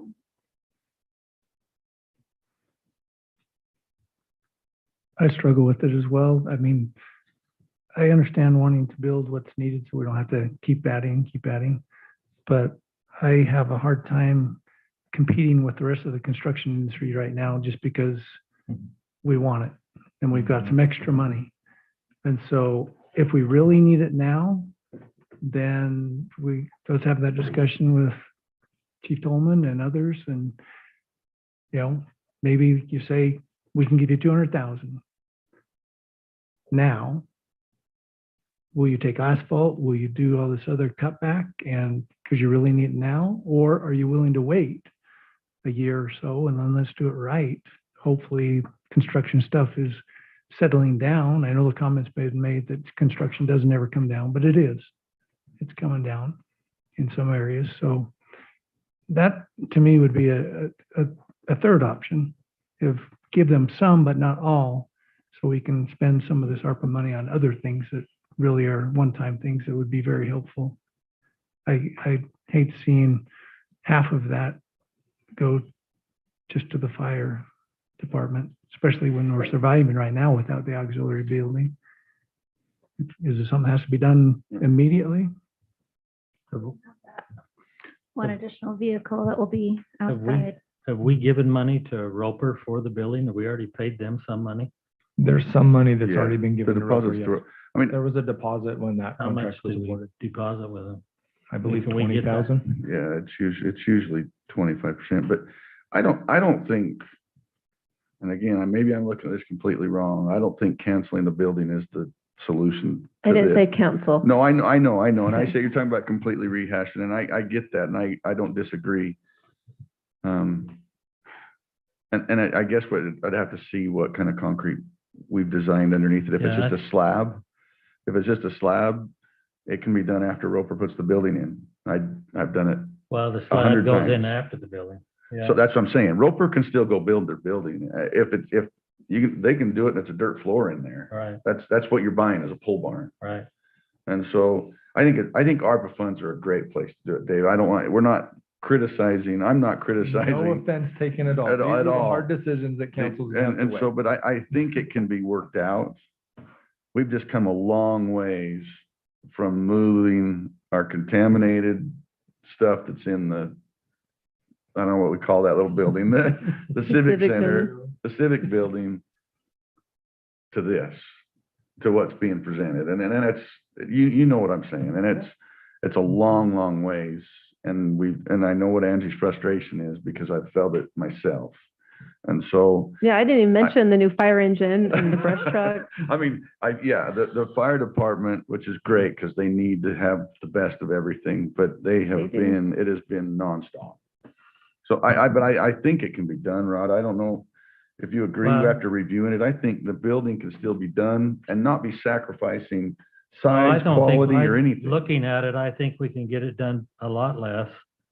And I still think there's some items that we can still remove that are in there. And don't sacrifice And quality. not sacrifice quality. We'll still have the quality there with the building, I kind of agree with you that. know? And so I think, let's play this out, see where the new bid comes in, see what that includes, see what else we can drop out of there. And then revisit this and say, okay, here's where we're at. Okay. I think it's gonna be a 'Cause lot less. We'll still have the funds, like you said, we have time. Right. Especially if they can continue, but to go back, I think 1 and 2 have to be given a head nod, yes or no. Yep, I agree. 1 and 2 should be, in my opinion. Yes. Am I Yeah. hearing from the council that you want the Public Safety Committee to get more involved in the details of this project and understand it better so that there can be a greater understanding amongst the council as a body? I'll leave that up to the mayor. Well, I think let's get it all put together and then at that committee meeting, we could present it and then also present it to everyone else. I mean, everyone's decision, or we could just bring it right back to council. I'm fine with doing either one. Okay. Or both. So far, the mayor and staff have been the ones that have been working on the details, and clearly there's feels like there's not enough information to feel like you are comfortable with the need and the dollar. And so my question is, do you want the committee to be involved in that to help council members get more into those details, or do you just want staff to continue working with the mayor to work on that and then bring that back to the whole body? For my part, I think it's fine for the mayor to work on it and bring it back to the whole council. I think we'll all be just as invested. I do too. I agree with that. Okay, thank you for the I'm clarification. still an advocate for the fire department, okay? Just, Understand where you're okay, coming all right. from. And I appreciate the perspective that they can still have the building even if the concrete's not down. That's very helpful information. Yeah, that building can go up without any concrete. I had a question on the cybersecurity and the cost estimate. Have we, I know we got that one bid, have we looked outside further, and are we certain that we're not paying for things that are coming from Executech or other options that we have? Because sometimes they overlap a lot. Are we certain that we have everything and only what we need on there? Yes. Seems really high. Yes, so the details of this, Matt can maybe go into more detail and more explanation, but the last time we talked about it, council asked for some additional research done, see if there were other options. What Mac has described to me is that the list of items that were identified as valuable to our cybersecurity can be purchased a la carte, essentially. But then you're working with a whole bunch of different providers that then do have some of the overlap or whatnot. But to have that all be kind of one provider provides a value to us. And the fact that Executech is already doing so many other things for us as our IT contractor, that made sense for us. And so, Mac, do you have anything to add beyond that? Well, there's part of it is hardware, part of it is training, part of it is monitoring, part of it is software. There's various software packages. These are not software. The software side is not their software.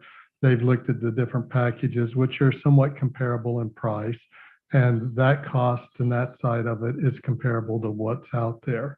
A lot of the things that you can do are designed if you have your own IT department that coordinates the different components all together. We rely on one person and not instead of, I've been an IT manager, and if I had an IT department, I'd say, yeah, there's different options and you can do the a la carte method and find cheaper ways to do it. There is part of it is the monitoring system. The equipment is, there's various equipment. They've chosen equipment on the equipment side that is comparable out there and is standard in the marketplace. And so we have also, part of the cost is changing from buying our equipment, which has to be rebought every 3 years or gets outdated because of the threats that are out there, and leasing or leasing the equipment as opposed to buying it. That's our firewalls, the things that get broken into. So we have looked comparable what's out there, and it is a competitive price, and it brings it all under one umbrella. We are continually, it becomes even, I think, more critical to move forwards on that, as we hear as I mentioned in today's, I think it was in response to Quinn's, today's world environment is saying the hacking and the risks are going up according to everything that I read and that I hear. We've had 2 cities that were held for over $1 million ransom within the last year that I'm personally aware of, as long as others. I've talked to Joel a little bit, and he says, if you're worried about it, you've probably already been compromised. So there is a risk out there. We have had one instance of fraud in the city. It's a cost of $1,500. That I'm not, I asked. But the this question- wouldn't necessarily cover that, right? I asked the question, it says most likely it would have been covered with the new things we want to implement, because it tests our security. We have no testing going on to try and have a company actually fish and try and get our employees to actually fall for different things. One of our greatest areas is through emails. Emails is still where people are getting in. And there is capabilities, I won't go into all of them, but that they can monitor emails for more than just what antivirus and malware does, to see if we have good passwords and whether how to kind of block some of these ones. I would say I probably personally get at least 5 fake emails trying to break into the system every day as the finance director. And then, but there is, On but that, Joel though, can address some of those. Yeah, I was going to things say on that though, I think that relying on a package to be able to train, test on email, it's very difficult. That's a user and end user error. And that comes with a lot more training than anything else. He is correct on a lot of the cost that would be associated going with one of these big firms. But at the same time, I think we also have to compare the actual risk of, because out of the 2 cities, one of the cities just said, hey, fine, we'll start over again. It's a lot cheaper than what we were doing, and we have everything backed up one way or another. So I do think that there is some value to it, but at the same time, I'm not sure that we're at as big of a risk.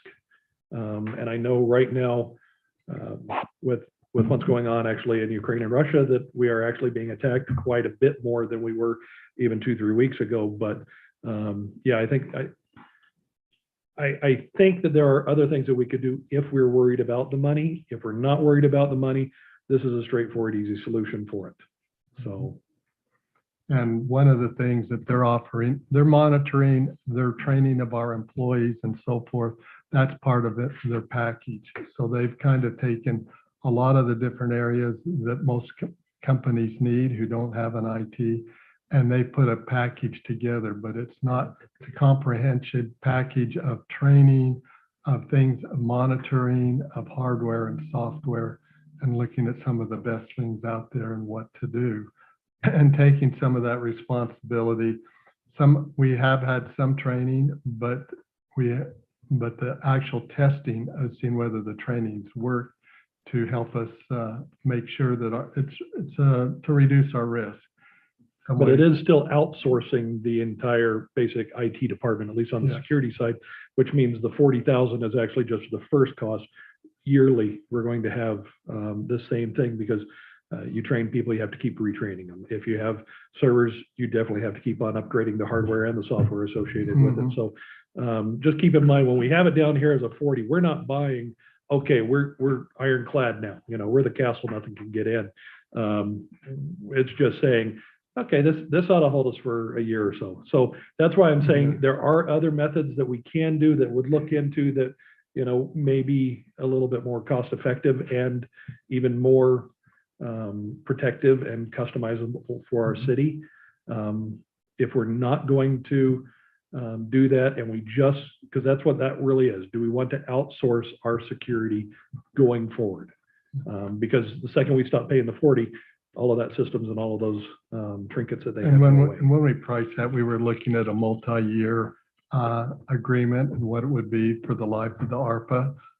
We also have the cost if we did it monthly, and they have said, well, we'll do a 3-month agreement first, try it for 3 months, the contract, and then if it works and you agree with that, then we can extend it to a 1-year contract. So it's I a think 40,000 for for 1 1 year? No, it's 24,000 for 1 year It's with the the changes. The that 40 it's for made. 3 years? And 4,000 of that is the setup and implementation costs. So it's about 20,000 a year. So It's the ongoing cost. Yes, But this 40 is 2, right? yeah. Yeah. That's what I thought. So it's not a one-time cost, it's a continual cost, Yeah. where a lot of these others are one-time costs. Mhm. We just didn't have it budgeted Right. in the previous budget. No, it is not budgeted at this So point. going forward, if we use this, am I hearing you correctly, it'd be 20,000 a year? Yes. And this would be something that finance and admin would have in their budget? That would be over for Yeah. their budget discussion? Going forward. Mhm. What the proposal was is to get it up and running. And, my proposal would be you try it for the first 3 months and see if we actually see the benefits after 2 years of it, using the ARPA funds for 2 years.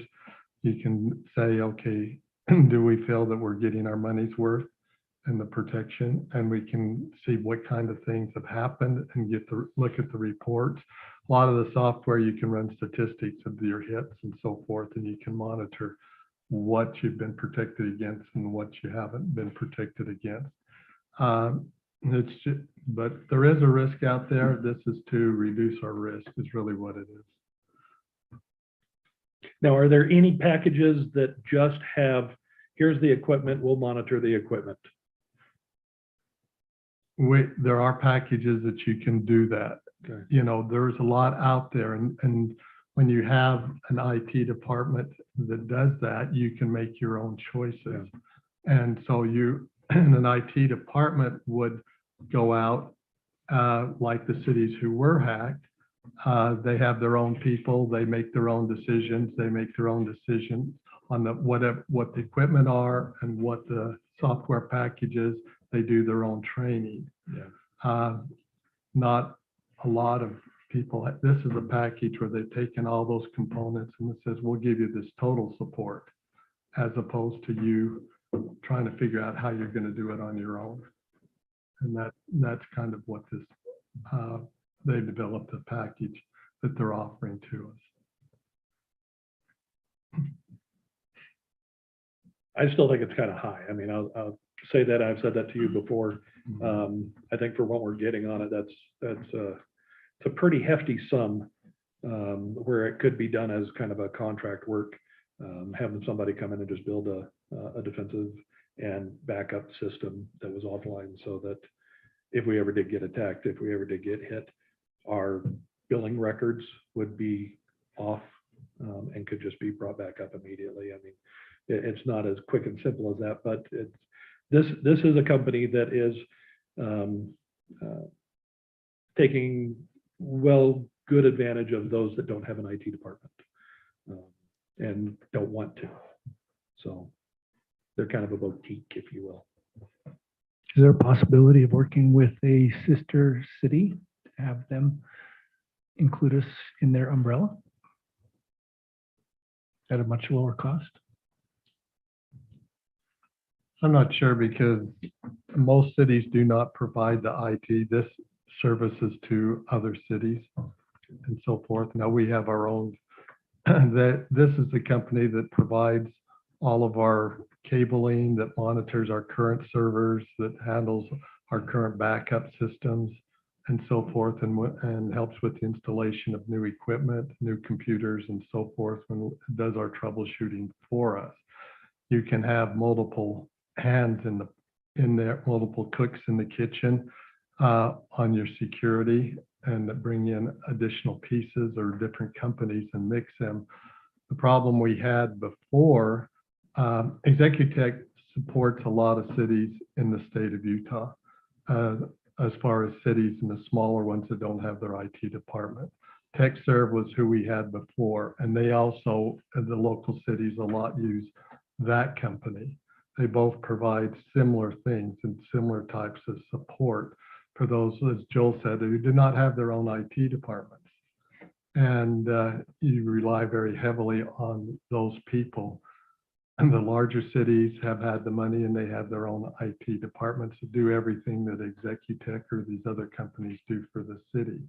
This is a layer that goes above what we currently have contracted with them to provide for us. One of the reasons we also went with them at the time is their contract says it's not a 1 year, 2 year, 3 contract. We can cancel them at any time and with 1 month's notice. The contract that we have with them, it's not, there's no contract on an extended period of time. And so that's how they provide that for us. We also had, this company is familiar with the software that we have. We had a lot of problems with our previous IT department that said, well, it's your software. And then the software company said, no, it's your hardware.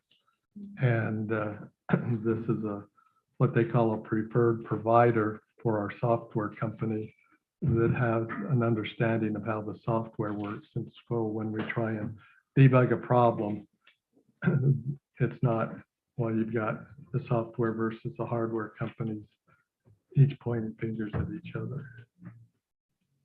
But I do recognize that it is a hefty price. For the Okay. Any other discussion on the ARPA fund?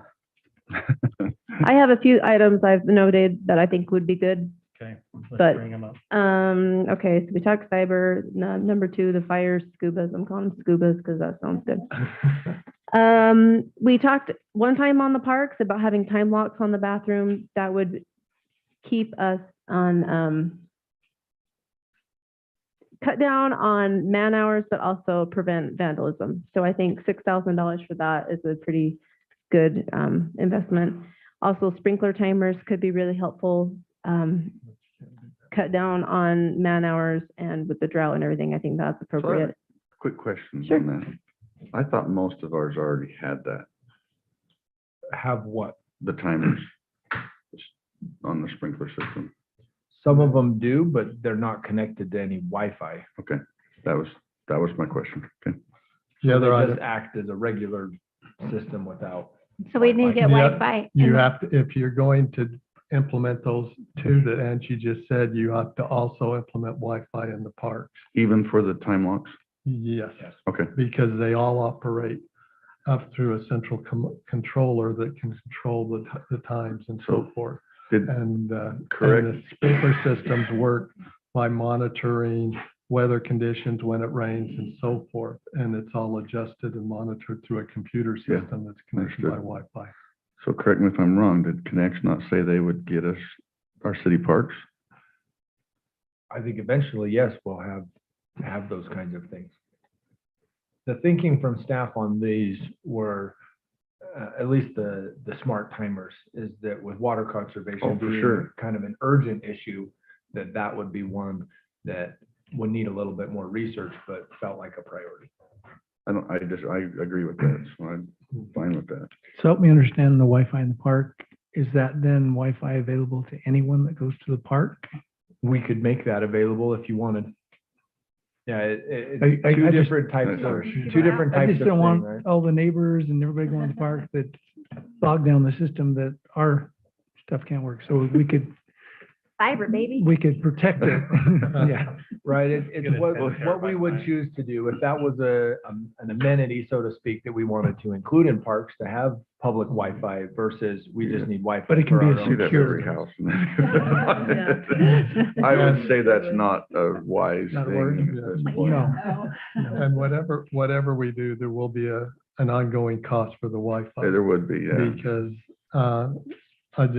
I've checked some cities when they've done the franchises and it's past the point when we made the franchise, have agreements with the fiber company that they'll provide certain fiber services for the city, say to interconnect their buildings or to interconnect their buildings and the parks. Our franchise agreement had none of those kind of concessions given to the city. So for City Hall, anything we do with fiber, we will be paying for as part of our agreement. Are we able to do locks on the park that aren't Wi-Fi direct? Yeah, we could lock the bathrooms. That just becomes a manual process to go and lock up all of the restrooms at the various parks Okay, for our so not parks like crew. a- So right now, they aren't locked overnight, Mhm. or they are locked through the winter, but they aren't locked overnight. So they don't have like battery operated mechanical ones from 10 years ago before we had all of this, or I guess 15 or 20 now, I'm old. I have never looked into that Yeah. kind of thing. This is just what I'm Doesn't being matter. told today. I think it'd be a good thing to give to Mark to say, let's find out what it's really gonna cost. Mark Larson, I'm assuming that is. This was about the bid that we talked about a while ago, about that amount. They looked into it. Yeah, the actual. But you the could probably, actual I mean, lock add itself, $20,000 right? to it, Yeah. because that's how everything is right now. $400 or $20,000. He knows the price of the actual lock itself. It's the connectivity that's the question Yeah, mark. that's kind of what I meant. I don't know who's gonna take that on and Yeah, we. But I just feel like we that can would, look might be into a good use of funds. Number 8, Peterson Barn Memorial, the city's committed to do that. So there's not really a time frame on that, but it would be nice to put something in there for a budget. The city is, as part of the agreement for the land at, which is now Canyon Meadows West, the city agreed to put a memorial where the barn is, where the barn was, yeah, it was in lieu it- of. It was in the donation agreement. Yeah, when the city acquired that land 20-something years ago. It So doesn't say what it has to be. it does, there's not really a But dollar amount that I we think it have would be to ask. great, because we don't have a budget for it. The Parks doesn't, as you're finding out, Joel, does not have a huge budget.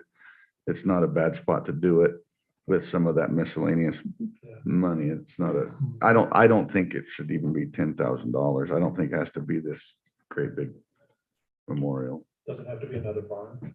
No. But we talked about Staff- making this. Staff smaller. met with can the look. family to have a conversation about what the history is there and better understand so that we could, do something appropriate. We've also engaged Barry Burton, who's an artist and, our former city planner, and asked for his kind of expertise on what type of memorial could be made Great. there. And so there's options, whether that's a stand-up statue or whether that's a wall in a pavilion, or, right, there's all kinds of things that, could be displayed or whatnot, but something there. And to this point, there's been no budget for that. And so that's kind of stalled. It's still just in the planning stages. But that number was simply put in there as a discussion starter. So whatever number you feel appropriate. I think the number for discussion starter is great. Okay. The other ones I had, number 19, move digital sign. As we discussed, maybe putting the metal frame on it. It wouldn't be as fancy, but it would be the most practical. So I would like to entertain that. And then number 20, streetlights. So these are, and then we can kind of go from there. These are just the ones that I'm thinking would be. One of the things, if we are gonna have Brandon or someone see how many streetlights we can do currently, we budgeted 50,000. We knew that wasn't doing a whole lot of them, but as I understand, the street light availability may be an issue.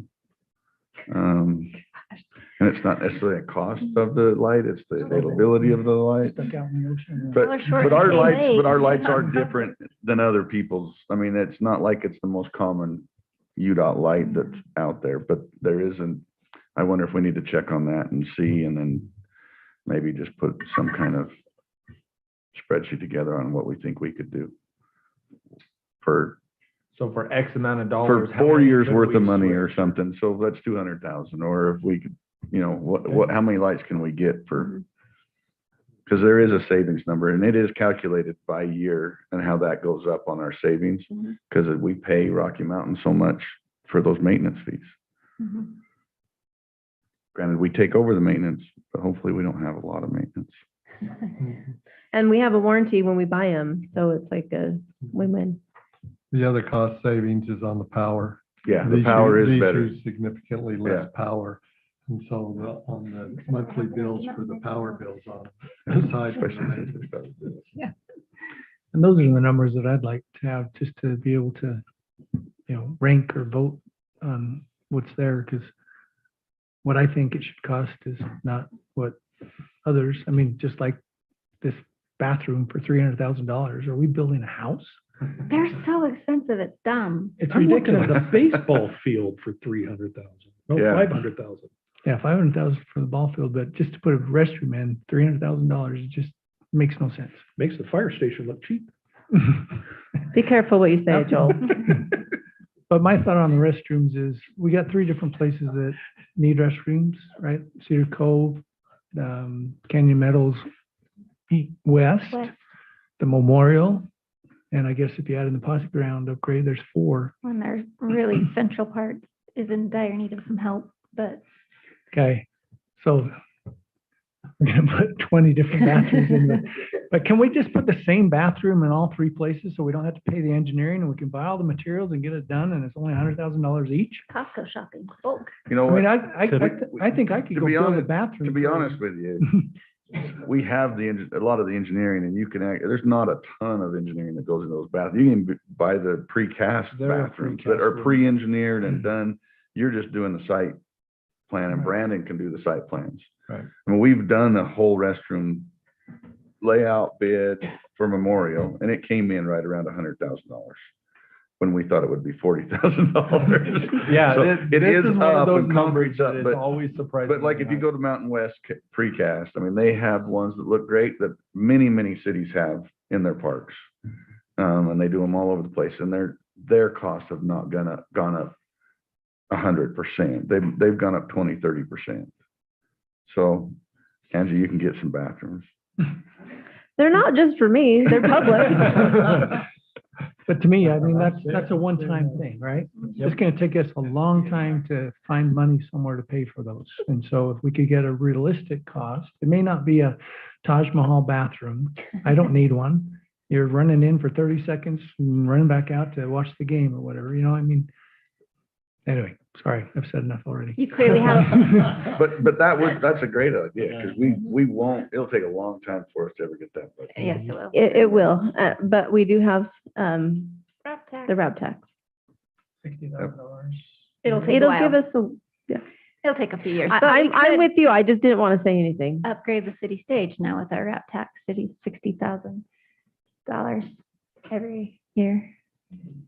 So if I can just, oh, sorry, go. I'm finish sorry, up. just to summarize what I was saying, can we get an engineering estimate for all of these? Because, you know, several of us have identified things below the recommended line from staff.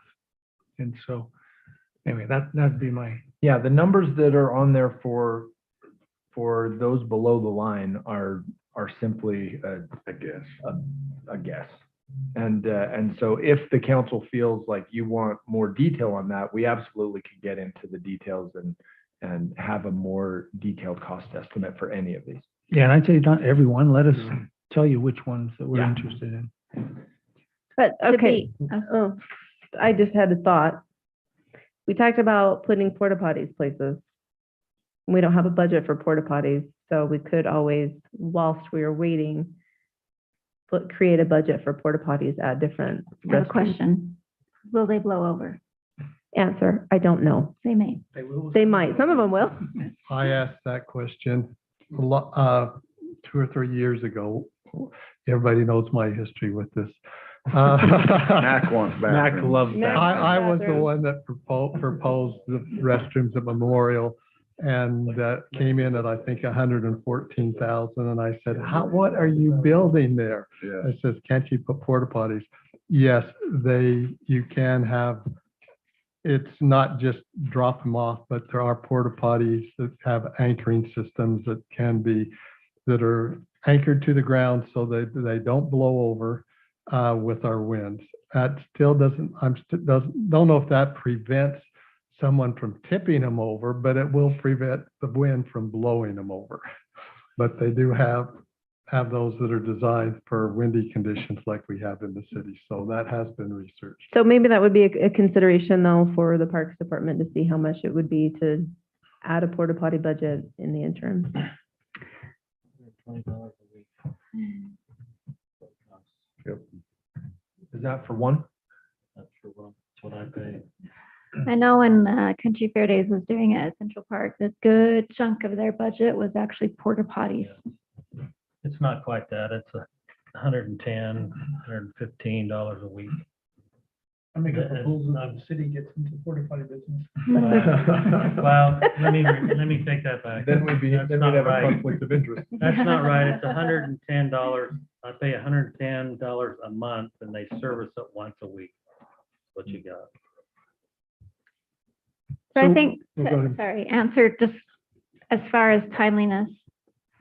The scubas, the 10 scubas, you said by the 17th of this month, they will go, or they'll go up April to, 15th. So if the council 117. says you're interested in that, we would bring back an official purchase award and on that's, the April 12th. that's not been budgeted, right, for those scubas? What, No. okay. I'll second that. That was actually my question, because if we're gonna lose 10 grand right off the bat, I mean, that's ridiculous to do that, so. Yeah, I agree. So we'll go forward with the scubas. I think we should do that, but didn't they, is that the 100 and what is it? 107. Is that with another city giving us 20 for ours? Or? That's just the cost. So if, That's not. 'Cause we what were we gonna do sell with the ours old to ones, another yeah, city. that was a conversation that we could potentially offset that. Recoup a a little lot, bit. 20 grand. Tell them they can have the money they recoup from selling the tank. That's what they can have for their, Yeah, yeah, I agree. We need to do that. So that would be yes.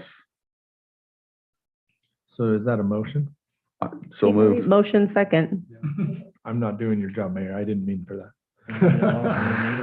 Well, don't you just bring it back? It's just a request. or discussion. Can we That do one motions of that one discussion? we can just bring back the Okay. actual purchase. Okay. Yes. My last thing would be the abatement, if we want to put anything in abatement. Doesn't have to be now, but it would be something finance and admin would put in their budget discussion. It would be a good thing to add to the list to put and give it an amount that we could possibly do it. And especially as we get down to the last part of when we're spending the money, even if it's at the end of the 2-year cycle, or if we have something come up, we can add it to the abatement, but it needs to be on the list for us to choose from.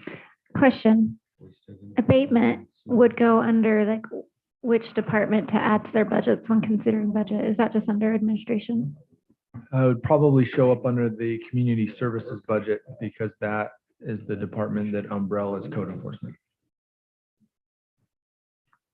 Okay.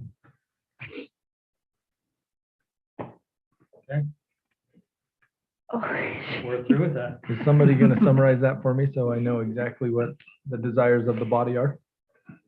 Angie was ready to say Angie, something. you got that all listed right there. Okay, yeah, I was just going to say the mayor did remind us that we had discussed other projects to allocate these funds to. We have not mentioned any of those during this discussion. What are they? Sewer and water. Oh, right. Oh, yeah. The difference meaning those have the enterprise the funds, they budget. could be, But they, he thought they had to go to those projects. Right. before. Right, right. So so just for clarification, we're okay not discussing those? They have been budgeted for. Okay. So these are all items that have not been Correct. budgeted for, correct? Correct. These items here. Right, these are items that previously were not eligible for ARPA money. What you're describing, or what I hear you saying, is that what we previously decided as far as water sewer projects, you're okay not using ARPA money for that because those do have a funding source, even though the timeline will be different now. And these do not have a direct funding source, and you'd like to use this one-time ARPA money. the only way I would consider, how do I think we should consider those again, is if Brandon or one of staff said, this is a project that needs to be done right now. And you know what I mean, versus just leaving it on our typical CFP. I can ask Brandon that question directly if he feels from his perspective that there's an urgency there. I do know that when we previously had this conversation, he felt like items that don't have funding sources were more of a priority, so. That's right. I'm assuming that's what he's gonna come back. and say. I'll confirm that, but Okay, so we want a summary of this? yes, please. Can I What ask are point of Please, clarification. Please do, because I don't even know if everyone Well, agrees so with we it. previously approved cybersecurity. Is cybersecurity on our list as a yes? There was a lot of discussion. I would say yes, it stays on there, but this is not my expertise. That was my first question too. What do you think about it? How many bids did we get when we got this $40,000 one? How many bids did we receive back? There wasn't a bid item. I've gone out and checked it because it's a program that's sponsored, that's offered by our current provider as additional services on top of what they're doing. There is, bringing this together, I haven't found others who have a full comprehensive package like this. You can break it down into its components and buy them that and get them that way, but as a comprehensive package. And we would end up changing probably all of our IT services if we were to change to somebody else. But TechServe, which was the one we had before, who has this, doesn't have they have pieces of this, but they don't have a comprehensive package like this from what I found. One of the things we could do is go with the 3-month trial on it and budget just 1 year. And then if you want to tentatively put it in the budget for next year for 1 year and see if what we feel on that. Are you saying that the 3-month trial would go toward the total 12-month payment? Or do you have 3 months free to test it out and then 12 months from It's there? 3 months paid, but what they normally do is on this particular program, they do it in 1-year contracts. They said we can do a 3-month and then if we like what it is, then we can sign a 1-year contract. So if we don't like it, can we stop at 3 months? Yes. So what that would be is we do the next 3 months in this year's budget with the money and budget it for 1 year for next year. And then before we get into next year's budget, make a decision whether we want to continue or not. Well, and I was also going to say that where we're going to be waiting for some numbers on some other things, we can definitely sit down and kind of look at 1 or 2 different options that are out there and just kind of price those out and see both short-term and long-term, whether it's going to give us what we need, but at the same time, be much more cost efficient. So I like that and then idea. bring that Is back there a to the council. timeline to commit on that, Mac? Just like all other contracts, they seem to grow over time. I can't say, they gave us a quote. But they haven't said you need to do this by this date or it goes up actually. They haven't Okay. said, no, it will That's go, all. it will That's the go up price by on this site. date, but I haven't seen any quotes that on any projects that after a month or 2 didn't go up Okay. in today's environment. Okay, so what I'm hearing is we're gonna do a little bit more research. Joel said, okay, do a little more research on that. Fire scubas, we all said yes. Time locks and sprinkler timers for the restrooms. Which then incorporates Wi-Fi. I think, yes. Mhm. We need to find out what it takes to do Wi-Fi. Yeah. Yeah. So research that. Mhm. Peterson Memorial, we talked about putting a budget. How much do we want to allocate for discussion? I think right now 10's fine. Yeah, I agree. I mean, that's, That would be ample. yeah, more than enough probably. I haven't seen what cost of memorials are though. these days. I don't know. Joe, we'll make one up for you shortly. It might not be much, but. Oh, shoot. Yeah. Yeah. Okay, move the digital sign, see what it would cost to remove the stone and put the steel on there. I'll look into that. Okay, and then we talked about getting a dollar amount of spending X amount of dollars equals how many street lights and how many street lights are available. Abatement. Do we want to set a dollar amount? Or do we just want to have, I mean, because it's really up to us, whatever we've put in there. Or does that finance and admin want us to talk about it in their budget committee? Trevor, do you have a recommendation? Just depends on how aggressive you want to be. So, I whispered to Mac earlier that, 10 probably would be a sufficient start. 10,000? Just Can to, you go work for the fire department? Or is that what we, Trevor, I agree with you. I was thinking we go, I was higher. thinking we go with a lower number, 10 or 20. And then as we get towards the end of our ARPA funding, if there's where we have something available, we add to that fund. one I like thing we that. want is just data on how many cases actually turn into abatement cases, how many. I think that's a Turn great into, idea. More data is needed Mhm. to know what we need. but So 10 would be 10 good. would be start. a great Yeah, just start. something there so you can get started. That There you gives go. us enough for like Joe, you okay maybe with that? Yeah. 50 yards if we have to abate 50 yards, right? Instead of So- right now, it's just coming out of basically somewhere in the public works department. Yeah. We don't have anything right now, so we would have to have Mac pull out his magic wallet right now.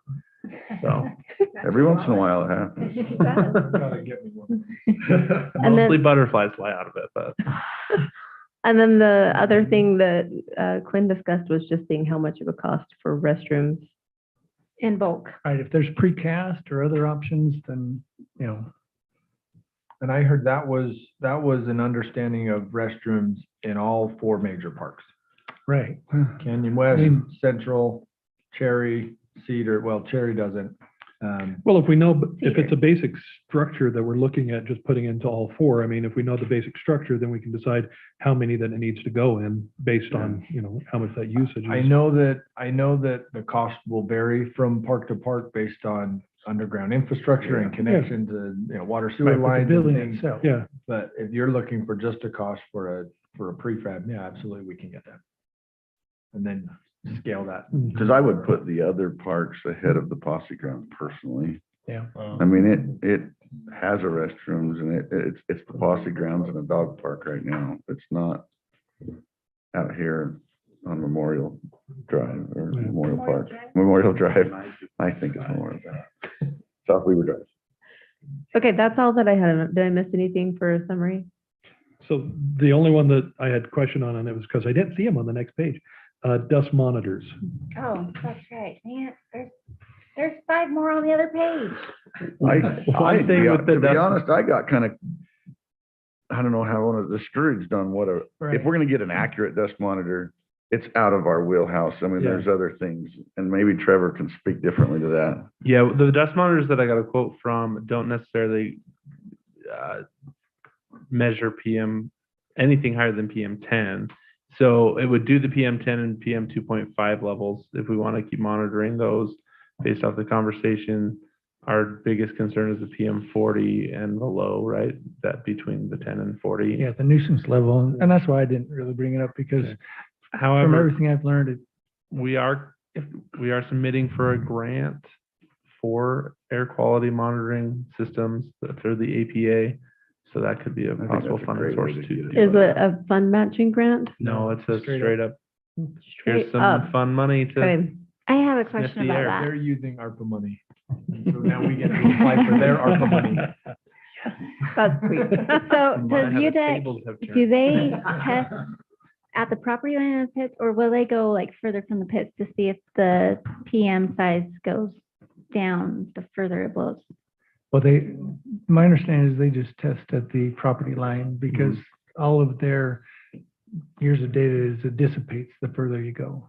It doesn't get worse as you. But does it get smaller, is what I'm asking? Well, the smaller gets carried further, and so our So if we residents on the put- west get the smaller stuff that is carried, but it's not beyond the, It's not beyond No. PM10? Okay. I mean, not beyond the regulation of the amount. That they're Because allowed, It's a rate per, average year, Yeah. whatever, average per month.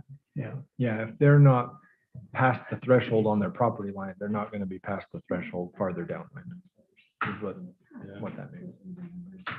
Yeah, so the dust monitors, from my standpoint, it would be information, but it wouldn't really give us any teeth.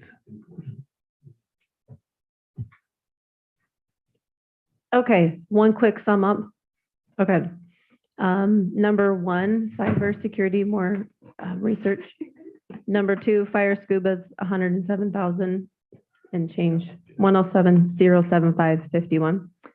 Number six, time locks, more information. Number seven, sprinkler items, more information. Number eight, Peterson Memorial, 10,000. Number 19, move digital sign, more information. Number 20, streetlights, more, sorry. 19. Number 20, streetlights, more information. Number 30, abatement, 10,000. And restrooms is a lot of numbers, more information. Is that helpful? Okay, yep. That's it, Mayor. Thank you. Anything else? Okay, new business. Anyone have any new business? I'm talking too much, but I have some new business. Okay. Okay. Then just keep right on talking. We'll just keep going. Oh, I know. Shoot, okay.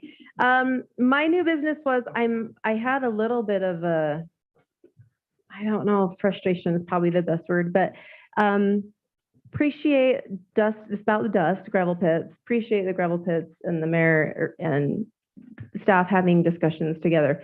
My frustration is the discussion that they said if there's uncovered trucks coming out that we should call Davis County Sheriff, because the city's actually charged $31 a phone call for that. So if that's their recommendation that we utilize dispatch for that, then they should pay for that. Or they could just be nice and say, you know what, this is our goodwill, we're good neighbors, we're gonna make sure these guys don't leave the pits uncovered. Most of them have the automatic covers. Just so you know, I sat at the no turn on red this morning. 17 trucks left, all of them uncovered. I've been counting for a while. And, Wow. and right now, all of the bellies, not, I shouldn't say all, because I don't know all, but the bellies that are going to the 89, none of them even have them. And that's, Well, they're required to have them, I know. I don't think they're going 89, they're going to the west corridor. And that could be, Yeah. but all of the belly dumps are going up with Yeah. with the pups on. Every one of them They're are all going uncovered. up to that west corridor. So I forgot we got charged $31. Yeah, so I'm just thinking if you have multiple people, because we've had residents say, what's that number we call? Well, I don't want our bill for the city to go up exponentially because residents are like, yeah, we're gonna get these covered, and then all of a sudden we're charged with that. So So the city is charged We- for residents. for Dispatch. dispatch services, so Call. we have our sheriff contract, and then it's broken down, and it was 31 and change per phone call. If Parsons pushes it or Geneva pushes it, I mean, a bunch of these trucks are coming out of our own town, city, I should say. I think they'll start putting them on a little better, but I could be wrong. I just would hope it would be a simple conversation of, hey, this is not a hard thing for them to do in reality, and maybe they don't want to have the conversation with the truck drivers, I get it, but it's, We brought it up with them in our committee meeting. So to piggyback off what Angie is saying, I was wondering if it would be possible to speak with them at a council, because I know there is a lot of questions from the public regarding development agreement, regarding some things that I don't know the answers to, but also just to be able to get it straight from the horse's mouth. I have quite a few questions for them that I would like to hear. Is that something that they're open to? Doing quarterly reports to the council? I don't think they're excited about it. We can ask them, but Okay. It would probably have to be someone from their corporate, but that doesn't mean they wouldn't do it. I doubt it would they be. give us updates. Yeah. And we can bring that information to this group, but they're very leery about being misquoted and being attacked. And they said in our last meeting that residents are calling them and recording them without telling them, and then the last second saying, oh, by the way, you recorded, and hang up. And so our residents aren't helping us get a better relationship with them that treat them that way. So I mean, we could ask them, and invite them to come, but Okay. they're very hesitant.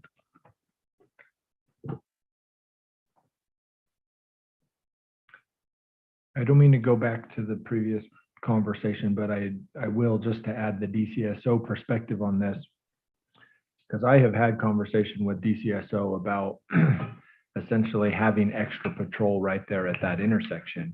And they have begun doing that. So it's not a phone call, it's not a dispatch call, it's just, we'd like you to watch that, especially during the early morning. great hours. So I've seen And they them. have been doing that. But are they citing them? Oh, yeah. The They've trucks had that are in, They've been last pulling them few over. days, they've had them pulled over. Oh, really? Mhm. Was it this morning? Well, Yeah, usually when they two pull them over, it's not a cheap pullover. It's a, Yeah. Highway patrol is who I've seen. I haven't seen the, I have seen saw it, sheriff. I've DCSO. seen the Good. highway patrol. So they said that from their perspective, at least what they've seen in scenarios similar to this, that when it starts to be word of mouth to these trucks and truck drivers and to the company, that is going to be enforced, that they do see things change. So So I one don't know thing- how quickly that will change necessarily. One but- thing I think is a point, and I did relay this to Dale already, is that they'll also catch on to, well, they're there in the morning because they're there all day long. They're really heavy in the morning, but I mean, one time I drove by about Oh, 3 they're out all o'clock day. and there was 10 of them, all uncovered. Yeah. So if we get DCSO go in the morning, then those truck drivers will be like, yeah, they're just there in the morning. So I think it's, We've talked to them about that, okay. that it's an all-day thing. But we are getting called. I mean, I did get a text saying, what's that number again? I just saw one. And so Andrew brings up a very valid point. Yeah, if Blair would have called on every single one of those, that's $500. The city be charged. And there may be residents doing just that because they're There so might be. frustrated. When we talked to the gravel pits about that, most, well, 99.9% of those trucks that are going out are independent Yep. trucks. And they says, we can't enforce that on the independent. So I have a trucks." question about that. But they did say this also. And I said, well, isn't it a state law? And they came back and says, well, if the dirt is 6 down inches. inside 6 inches, Mhm. then they don't have to cover it. Yes.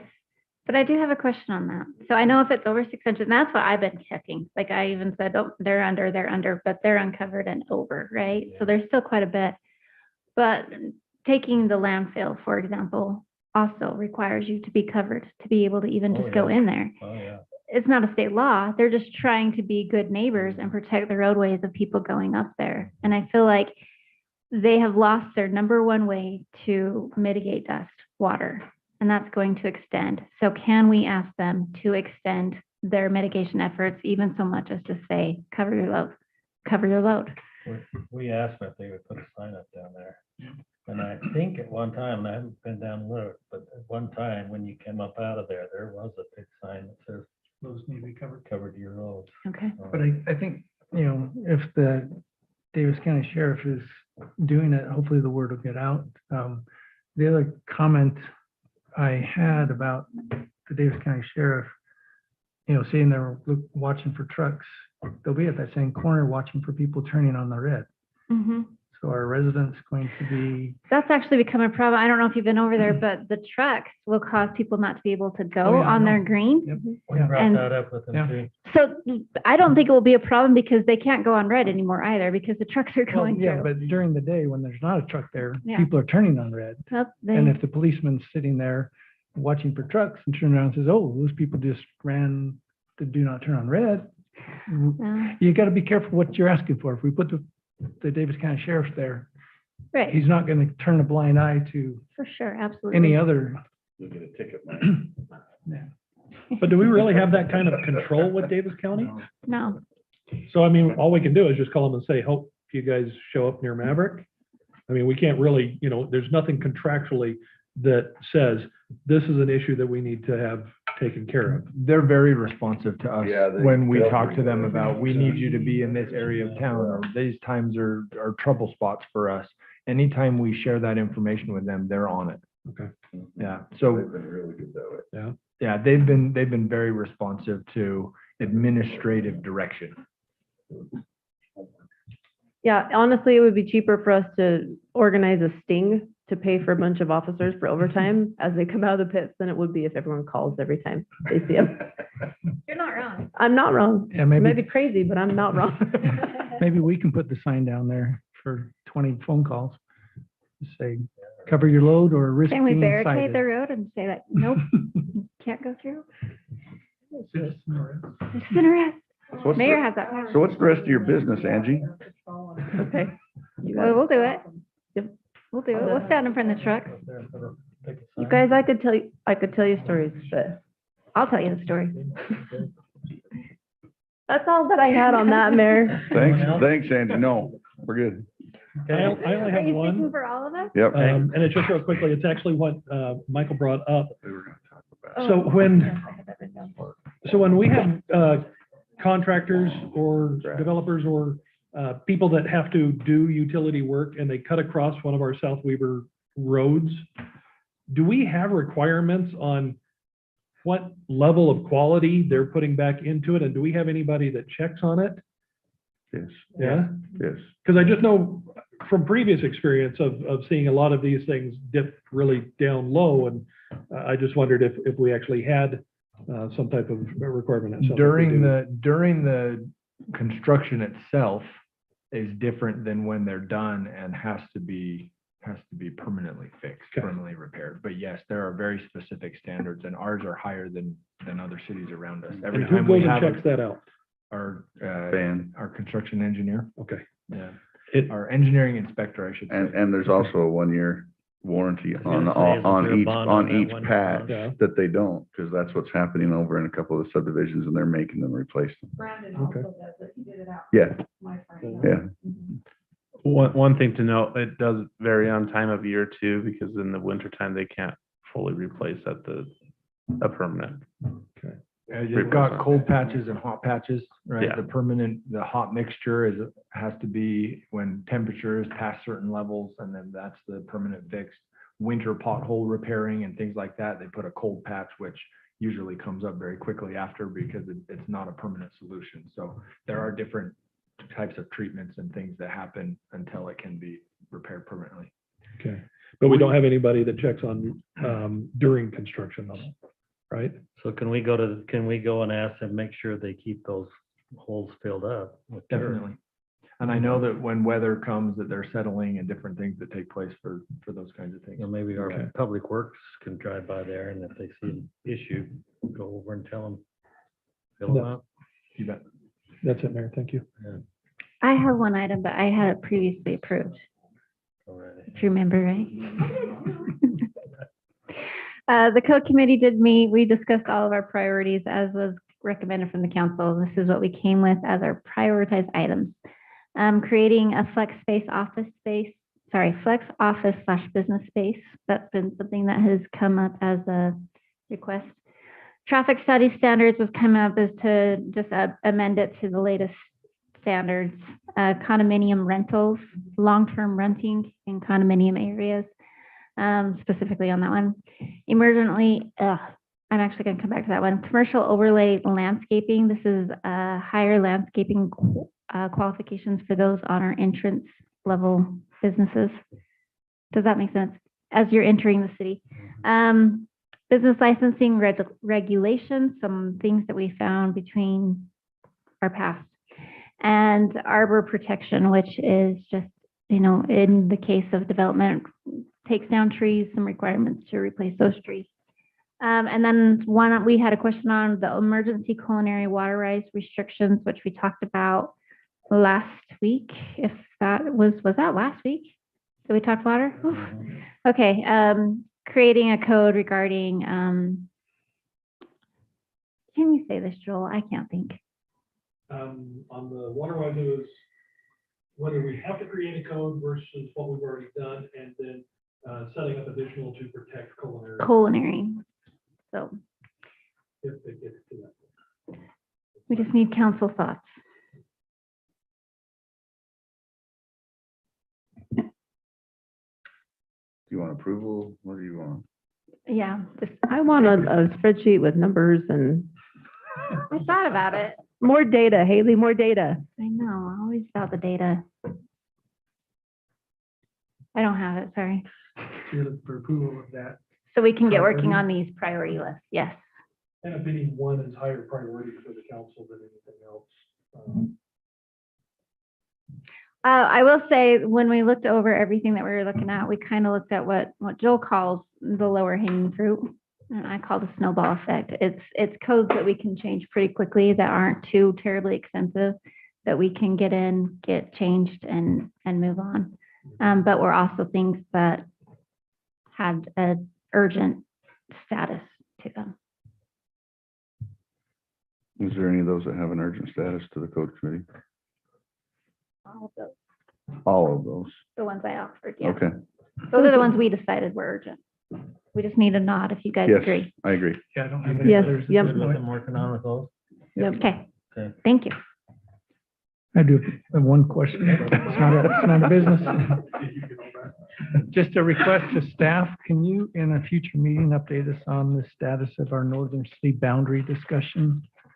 I can do that was right this started a second. long time ago. Yeah.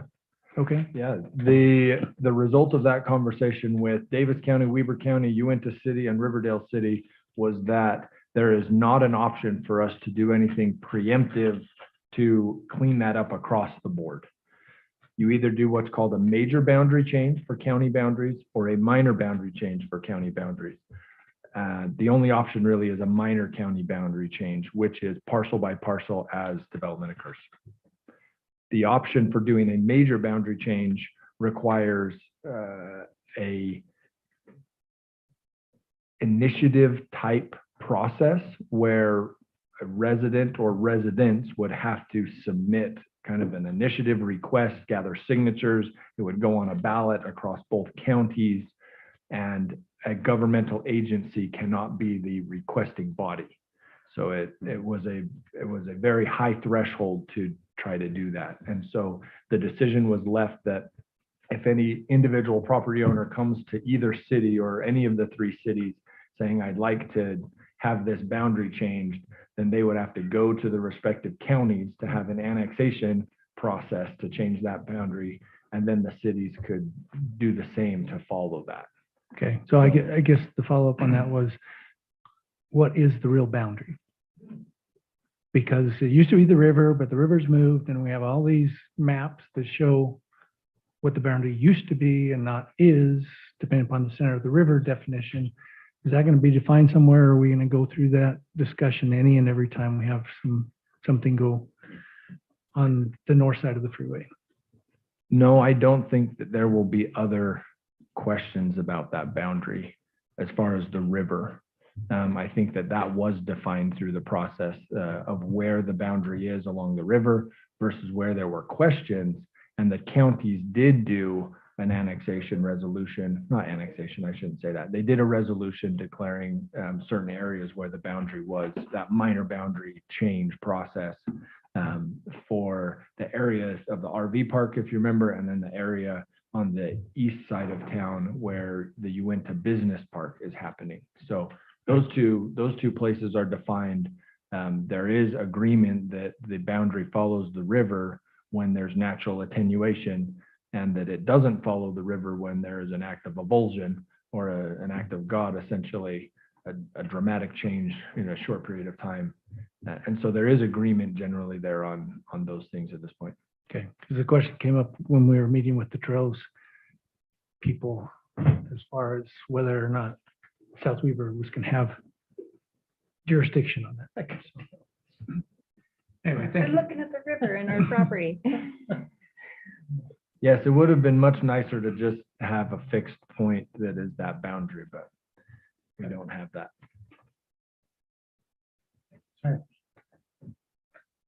Okay, reports from the council? Anyone have any reports they'd like to give? Yes, I do. Okay. Peter. PR committee met and we had a fantastic meeting. I just have to give a shout out to Trevor and Shaylee.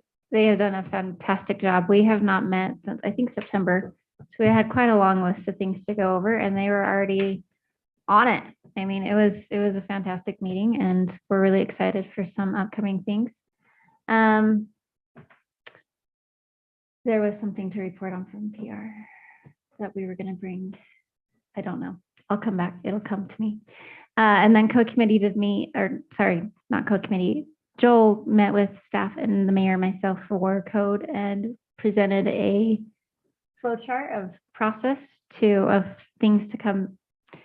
I'm sorry, let's try this again. A process of when items coming to amending code and who does what in the process, and just making the whole responsibilities and roles so much clearer. I just want to give him a shout out for his work on that. It was really phenomenal and really helpful, and I'm excited to see it work in action. I think it will really help us a lot. So. Good job, Joel. I looked at that and I was amazed. Anyone else?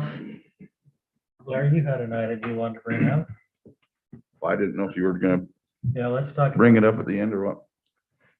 Let's talk water. Sorry. That was last So, week. On Canyon Meadows Park, you asked what our restrictions would be. So South Weaver Irrigation, and we haven't sent it on into the city yet, but we're restricting to 2 days a week. If the city decides to put in the landscape, we'll allow the first 30 days of water. Like every day? Uh-huh. Okay. But those time periods are reduced, so it's the same as doing it once a day. It's just, Uh-huh. and then after that, you'd have to go to the restrictions of to twice a day. And we're actually allowing the city, well, I'll give you all the, Well, so twice a week. twice, we're going to twice a week, but if they do put the new sod in, we're allowing the city 30 days. Most residents are getting 14 days. The city owns more water in our water district than anyone, and they've used far less, and so I think that's justified. They're probably our biggest water owner next to 2 farms in the irrigation company. So I think they have more CFS available to them to do that. So their water usage would still be less than a regular house based on the percentage of water they own doing that. So knowing that, then we need to really make a decision. Are we going to push forward with landscaping, finishing that up down there? Because if we're going to, we need to jump right on it and get it done. So. And water is not getting turned on until March 2nd or May 2nd. I was like, wait, it's on. No, May May the 2nd. Yeah, we're not, I mean, that's, we're pushing it 2 weeks. Okay. So May 2nd is when water would come on. So I don't know if you can put it down before that, No, we wouldn't want to. but everything else could get ready. Yeah, we could get all the sprinkler systems Mhm. in. So we're saying, we put down the sod, we've got 30 days. At that point, after the 30 days, we go to, right now, Twice a week. twice a week. And we are changing to where there will be 2 available days during the week that the city could water at night versus during the day. So maybe that helps a little more. There are some, I mean, it doesn't save as much water when it comes to the way the city waters, but it's a better perception. And it's also maybe better for that new grass to water at night, or you can split your watering or however we want to do it. But that is only for the new sod. That is not for all No, of that's Canyon what I was Meadows. gonna say. That's just. And I need to make sure that that's the way Public Works programs those, because we've had a little bit of back and forth in Canyon Meadows, so Is the RV park planning to lay down, are they on your same watering? they are, and we haven't talked to them whether they're planning to put stuff If they down. are planning to put stuff down, does that change anything? So we need to talk to them because they actually now currently own their own water. Yeah, And it's a little different for them because they actually own their own diversion point as well. okay. So your guy, does he feel 30 days, twice a day will be enough to keep that sod from? Brandon sent out a text. Did you read what Oh, I Brandon? was in a meeting. Brandon says after 6 weeks, then we would be pretty good. I did follow up with Farron, and he said that this Bullfrog that's providing the sod, From Idaho. he says that they have been experimenting with what they call Texas turf, which is a water tolerant grass. And they says that's what they would recommend that we use down there, that would give it even a little bit more shot if we decide to do that. Well, I know that there's chemicals that you can put into it, if we're talking just that small space, that does help the grass retain water or absorb water more efficiently or something. I don't know what they are. But I mean, if we've got that window, that's pretty good. And then if we get to that point where we're really concerned about it, I mean, we'll just have to watch it. But I think there's enough options and enough of a room to play that I think that. Well, and I think I went around and looked today. So last year we were on similar restrictions and we only gave all of those 200 or plus homes that went in 14 days. And there was only one yard I saw that really their yard did not take. And that, I don't think that was as much to do with the water as it was the sod, because the entire yard died. It's not even patchy. Yeah. So there was, I mean, most 90% of the homes like in Old Maple Farms and Harvest Park that were right in July and that, they still just did 14 days and then went to the restrictions, and they seemed to look okay. Unless they were watering when I wasn't watching or culinary, but they can always turn them on. But I mean, yeah, I would think it'd be smart to see if Bulldog can do a different turf. He said they've got 3 to 4 I mean- acres of that Texas turf up there. And even if it's a little bit more, maybe that gets rid of the risk Mhm. of having to replace it. But I would say we recommend to move forward with it, but What do you guys feel? we I may agree. get a little grief from other residents saying where they're watering a little more, but you just remember the We city did- owns more too. And we put in such an investment in the park. And it's their money too. Mhm. Yeah. I say we move forward with it. And especially could we verify if they can get this more drought resistant? Yeah, I would think, can ask them. I would think we'd want to contact them right away and say, Mhm. hey, get a hold of Bullfrog and tell them we want 1 acre of Texas turf or whatever we've got down there. And we'll get you a memo over, so you have all that. Great. I also support moving forward with it. Okay. Yes, definitely. Fingers Thank you. crossed. Speaking of watering restrictions, we did get, as a report item, we did get information from Davis Weaver Canal Company about their restrictions. So we are gathering that kind of information and trying to support as we discussed last week. So it looks like all of the districts are going to allow 2 days a week. Yeah, Davis Weaver's on one day Other for the than- first, but Other than Weaver Basin. it's Yeah, saying still at 1. 1. hmm Davis Weaver starts off at 1. Yeah. They go so 1 day for the through May. Till Memorial Day. They went And in. then So- twice a week from Memorial Day to Labor Day, and then back to once a week until the end of the season. So where I'm a culinary user only, what am I, can I do 2? 1.5? Whatever your conscience. 0.75. It's Why an don't you ethical choice. recuse yourself from that? I'll let the code enforcement official tell you There what you you can go. use there. I thought the council's decision last week was essentially to Follow Weaver Basin. follow those restrictions. Well, Well, so wait a minute.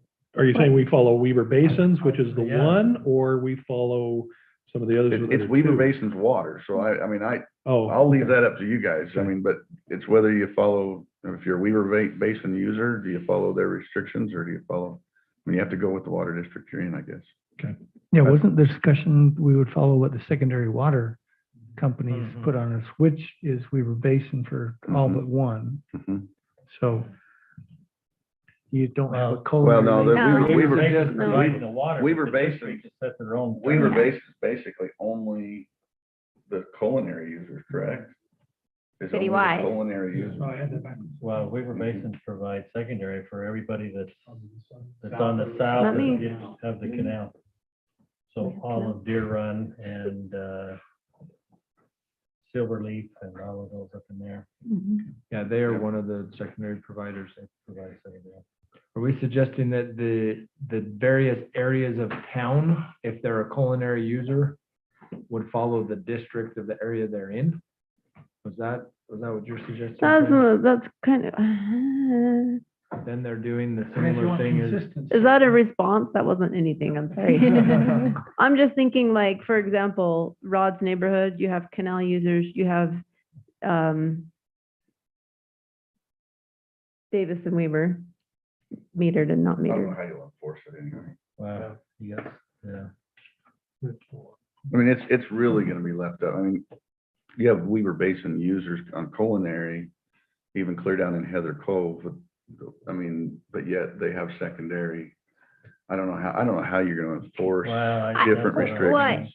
I'm Yeah, not I sure, don't either. what if we're just gonna go for recommendation? Because we did talk about, informing our residents and helping them know. So I I like think that. they're gonna have the exact same question Rob's having, like, what do I do? So what would we like to say as a city would be our recommendation? Do you follow your provider's recommendations? And if they're culinary? That's their provider. Okay. Sorry, Ron, I don't know how else you state it, though. If Well, Weaver, the city is the culinary provider. Right, that's what I'm saying. So, then what, oh, So the question is, what are we gonna Yeah. do? What are our restrictions as a city for those culinary users? okay. yeah, so you can't just say Weaver Basin, because Weaver Basin's talking about secondary, and we're That's where talking you're about buying your culinary. water. Yeah, Right, the city So is it's getting not- it's culinary not- water from that. We are a Weaver Basin water Yeah. provider. So that's where we're at. We are a We distributor. are kind of on that side of the canal, so you could say that we were in Weaver Basin District. But then, so if we're limited to one, but then you've got the people who live down in Heather Cove, and their district is saying 2 days, mhm, that's not really fair. yeah, it's gonna be, I don't know. I think we should put a recommendation out for those that are on culinary, but I don't know what it would be. Well, and culinary is an expensive water, right? Because of all the things we have to add to it, processing and treatment that it. So I'm assuming that it's more valuable. I don't know, but that kind of makes it more restrictive. I don't know. I mean, sometimes your culinary users will actually be more restrictive in their water use than your secondary because they Because they're see being, it. they're charging That's for it Already being too. metered. Yeah, So, I mean, I don't know if that's enough, but I don't know if they would like to hear, hey, culinary users, this is what we recommend. Yeah. And we recommend what Weaver Basin's recommending for secondary. or The only I don't reason know. I'm okay, I mean, it gets messy. If people say down in Heather Cove in that area, call the city and say, what am I supposed to follow? You say, well, you're on culinary water. We can either say that's following Weaver Basins, or we can make a recommendation from the city. But and I know you're not doing this, but those people chose to be on, they have secondary available to Yeah, well, and I agree, those that have it. them. And so I don't have a problem if it's not fair. Because I don't want them, because long-term in this city, I don't want anyone on culinary if we can avoid it, because we have tanks that we have to maintain, and we have tanks that we have to replace Yeah. in the upcoming years. well, but if Yeah. we say that you follow, let's say you follow Weaver Basin, so you're down to one a week. Okay, that's very restrictive. If you say, okay, well, you do two, then all of the people in Weaver Basin, does that mean we could water once a day with culinary, or once a week with culinary? It would be for culinary only users. Culinary only, Mhm. okay, then as restrictions keep on growing, does the city then put some teeth to it about no longer, the swimming pools, the watering down your driveway, any of the other kind of options? I don't know. This is why we had that on code committee, is there's a lot of other cities that have kind of a green, yellow, red, and when it gets to red, culinary water cannot be used for, Any outside? yeah, but then it comes to code enforcement to enforce it too, so. So I think, right, now, since we don't have it in code, we don't have any way to enforce it. We Yeah. just need a recommendation of what we would advise our residents to do. And we may have some that are very waterized and some that don't care, but I just don't want them to call and say, wish I do, and we'll say, oh. Just a reminder about the number of users that we're talking about. There are 20 20. that are culinary only, and there's 30 additional that are on culinary that have secondary Secondary option, but are not choosing that. So we're talking about 50 homes. Perhaps we can say that as the city would recommend to be water wise, keep tabs on what the state recommends, and then your secondary provider, if you have one, what they recommend. And leave it at that. Okay. Okay. That's good. Sorry, I didn't mean to get into a long discussion. No, that's, it needed to be, All I heard is we get sod in the park. especially about the park. We needed to make We it- are gonna take a little beating over that, but that's okay. It's needed. Staff, do you have anything? Two things. I am happy to report that we got another proposal, essentially, a scope of work from CRSA that is at $40,000, the number that we had talked about. And so we're just reviewing the details of the document they provided to see if that still lines up with what we want to proceed. But they have been responsive and recognize the needs that we have, the desires that we have as far as the budget number that's in our mind right now for the overall project. And based on the reduced dollar figure and what we said as far as our starting point, using some of these other facilities they've designed as a starting point, they think that they can get us where we want to go in 6 weeks instead of 12. So I'm excited to report that, and we'll proceed with them unless there's any concerns that the council has. Nope, thanks for touching base on it. The other item to report, I know that we've had a lot of conversation lately about noticing and trying to be really good about letting people know about projects coming up and road closures and whatnot. UDOT reached out to us, and Brandon and I met with them for a quick meeting this week. They have on their list, and we've talked about this before, but for those that weren't here a couple years ago when this was being discussed, the bridge over I-84 at Adams Avenue is now on the list for next summer. So not 2022, but for 2023. So you have a year's notice now that that project is coming. That's actually faster. It's much faster than we originally thought, but they are in design phase right now. We will be included to be kept up to speed on what's going on. But it looks like it will be pretty much most of the construction season next year. They will try to keep at least one lane open during the day. There will be times at night when it will be completely shut down. There will also be a few times where I-84 at night will have to be rerouted up the ramps and back down the ramps.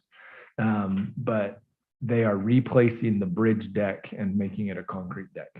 So for those that don't know, we have an agreement as a city with UDOT on that bridge. They do all of the major reconstruction and whatnot, but city is responsible for the annual maintenance and ongoing maintenance.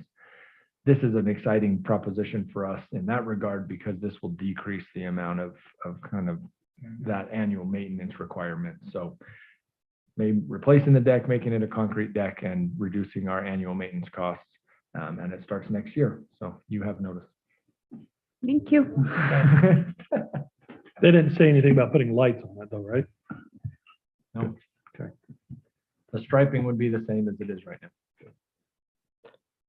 Okay, I think that's it. I have something, Mayor. I'm sorry. Just one thing. One thing. Am I being worse than Trevor tonight? Maybe. Trevor. No, we appreciate you, Trevor. My only thing is the YCC is hosting the Easter egg hunt. Speaking of notice, April 15th, tax day. It's still tax day, right? Okay. 18th is tax day this year. Okay, April 15th, Friday night from 5 to 7. It will be at Canyon Meadows Park. We will have food trucks there. The train will be going, and the Easter egg hunt will start at 6 p.m. sharp. The mayor's going to kick it off for It'll us. be sharp because I'm going to be the one that drops the flag. That's all I have to report. Thank you. And it's gonna be cool. They're going to have an Easter bunny outfit for me to put on. I know. Challenge now. Just make sure you don't have the fire truck blow their horn and have everybody start Yeah. early like last year. We're going to have procedures in place. We're gonna have a chat with them. Thank you. Okay, can we have a motion to adjourn? We have a closed session. We have a tonight. closed session. Oh, we do. I forgot about that.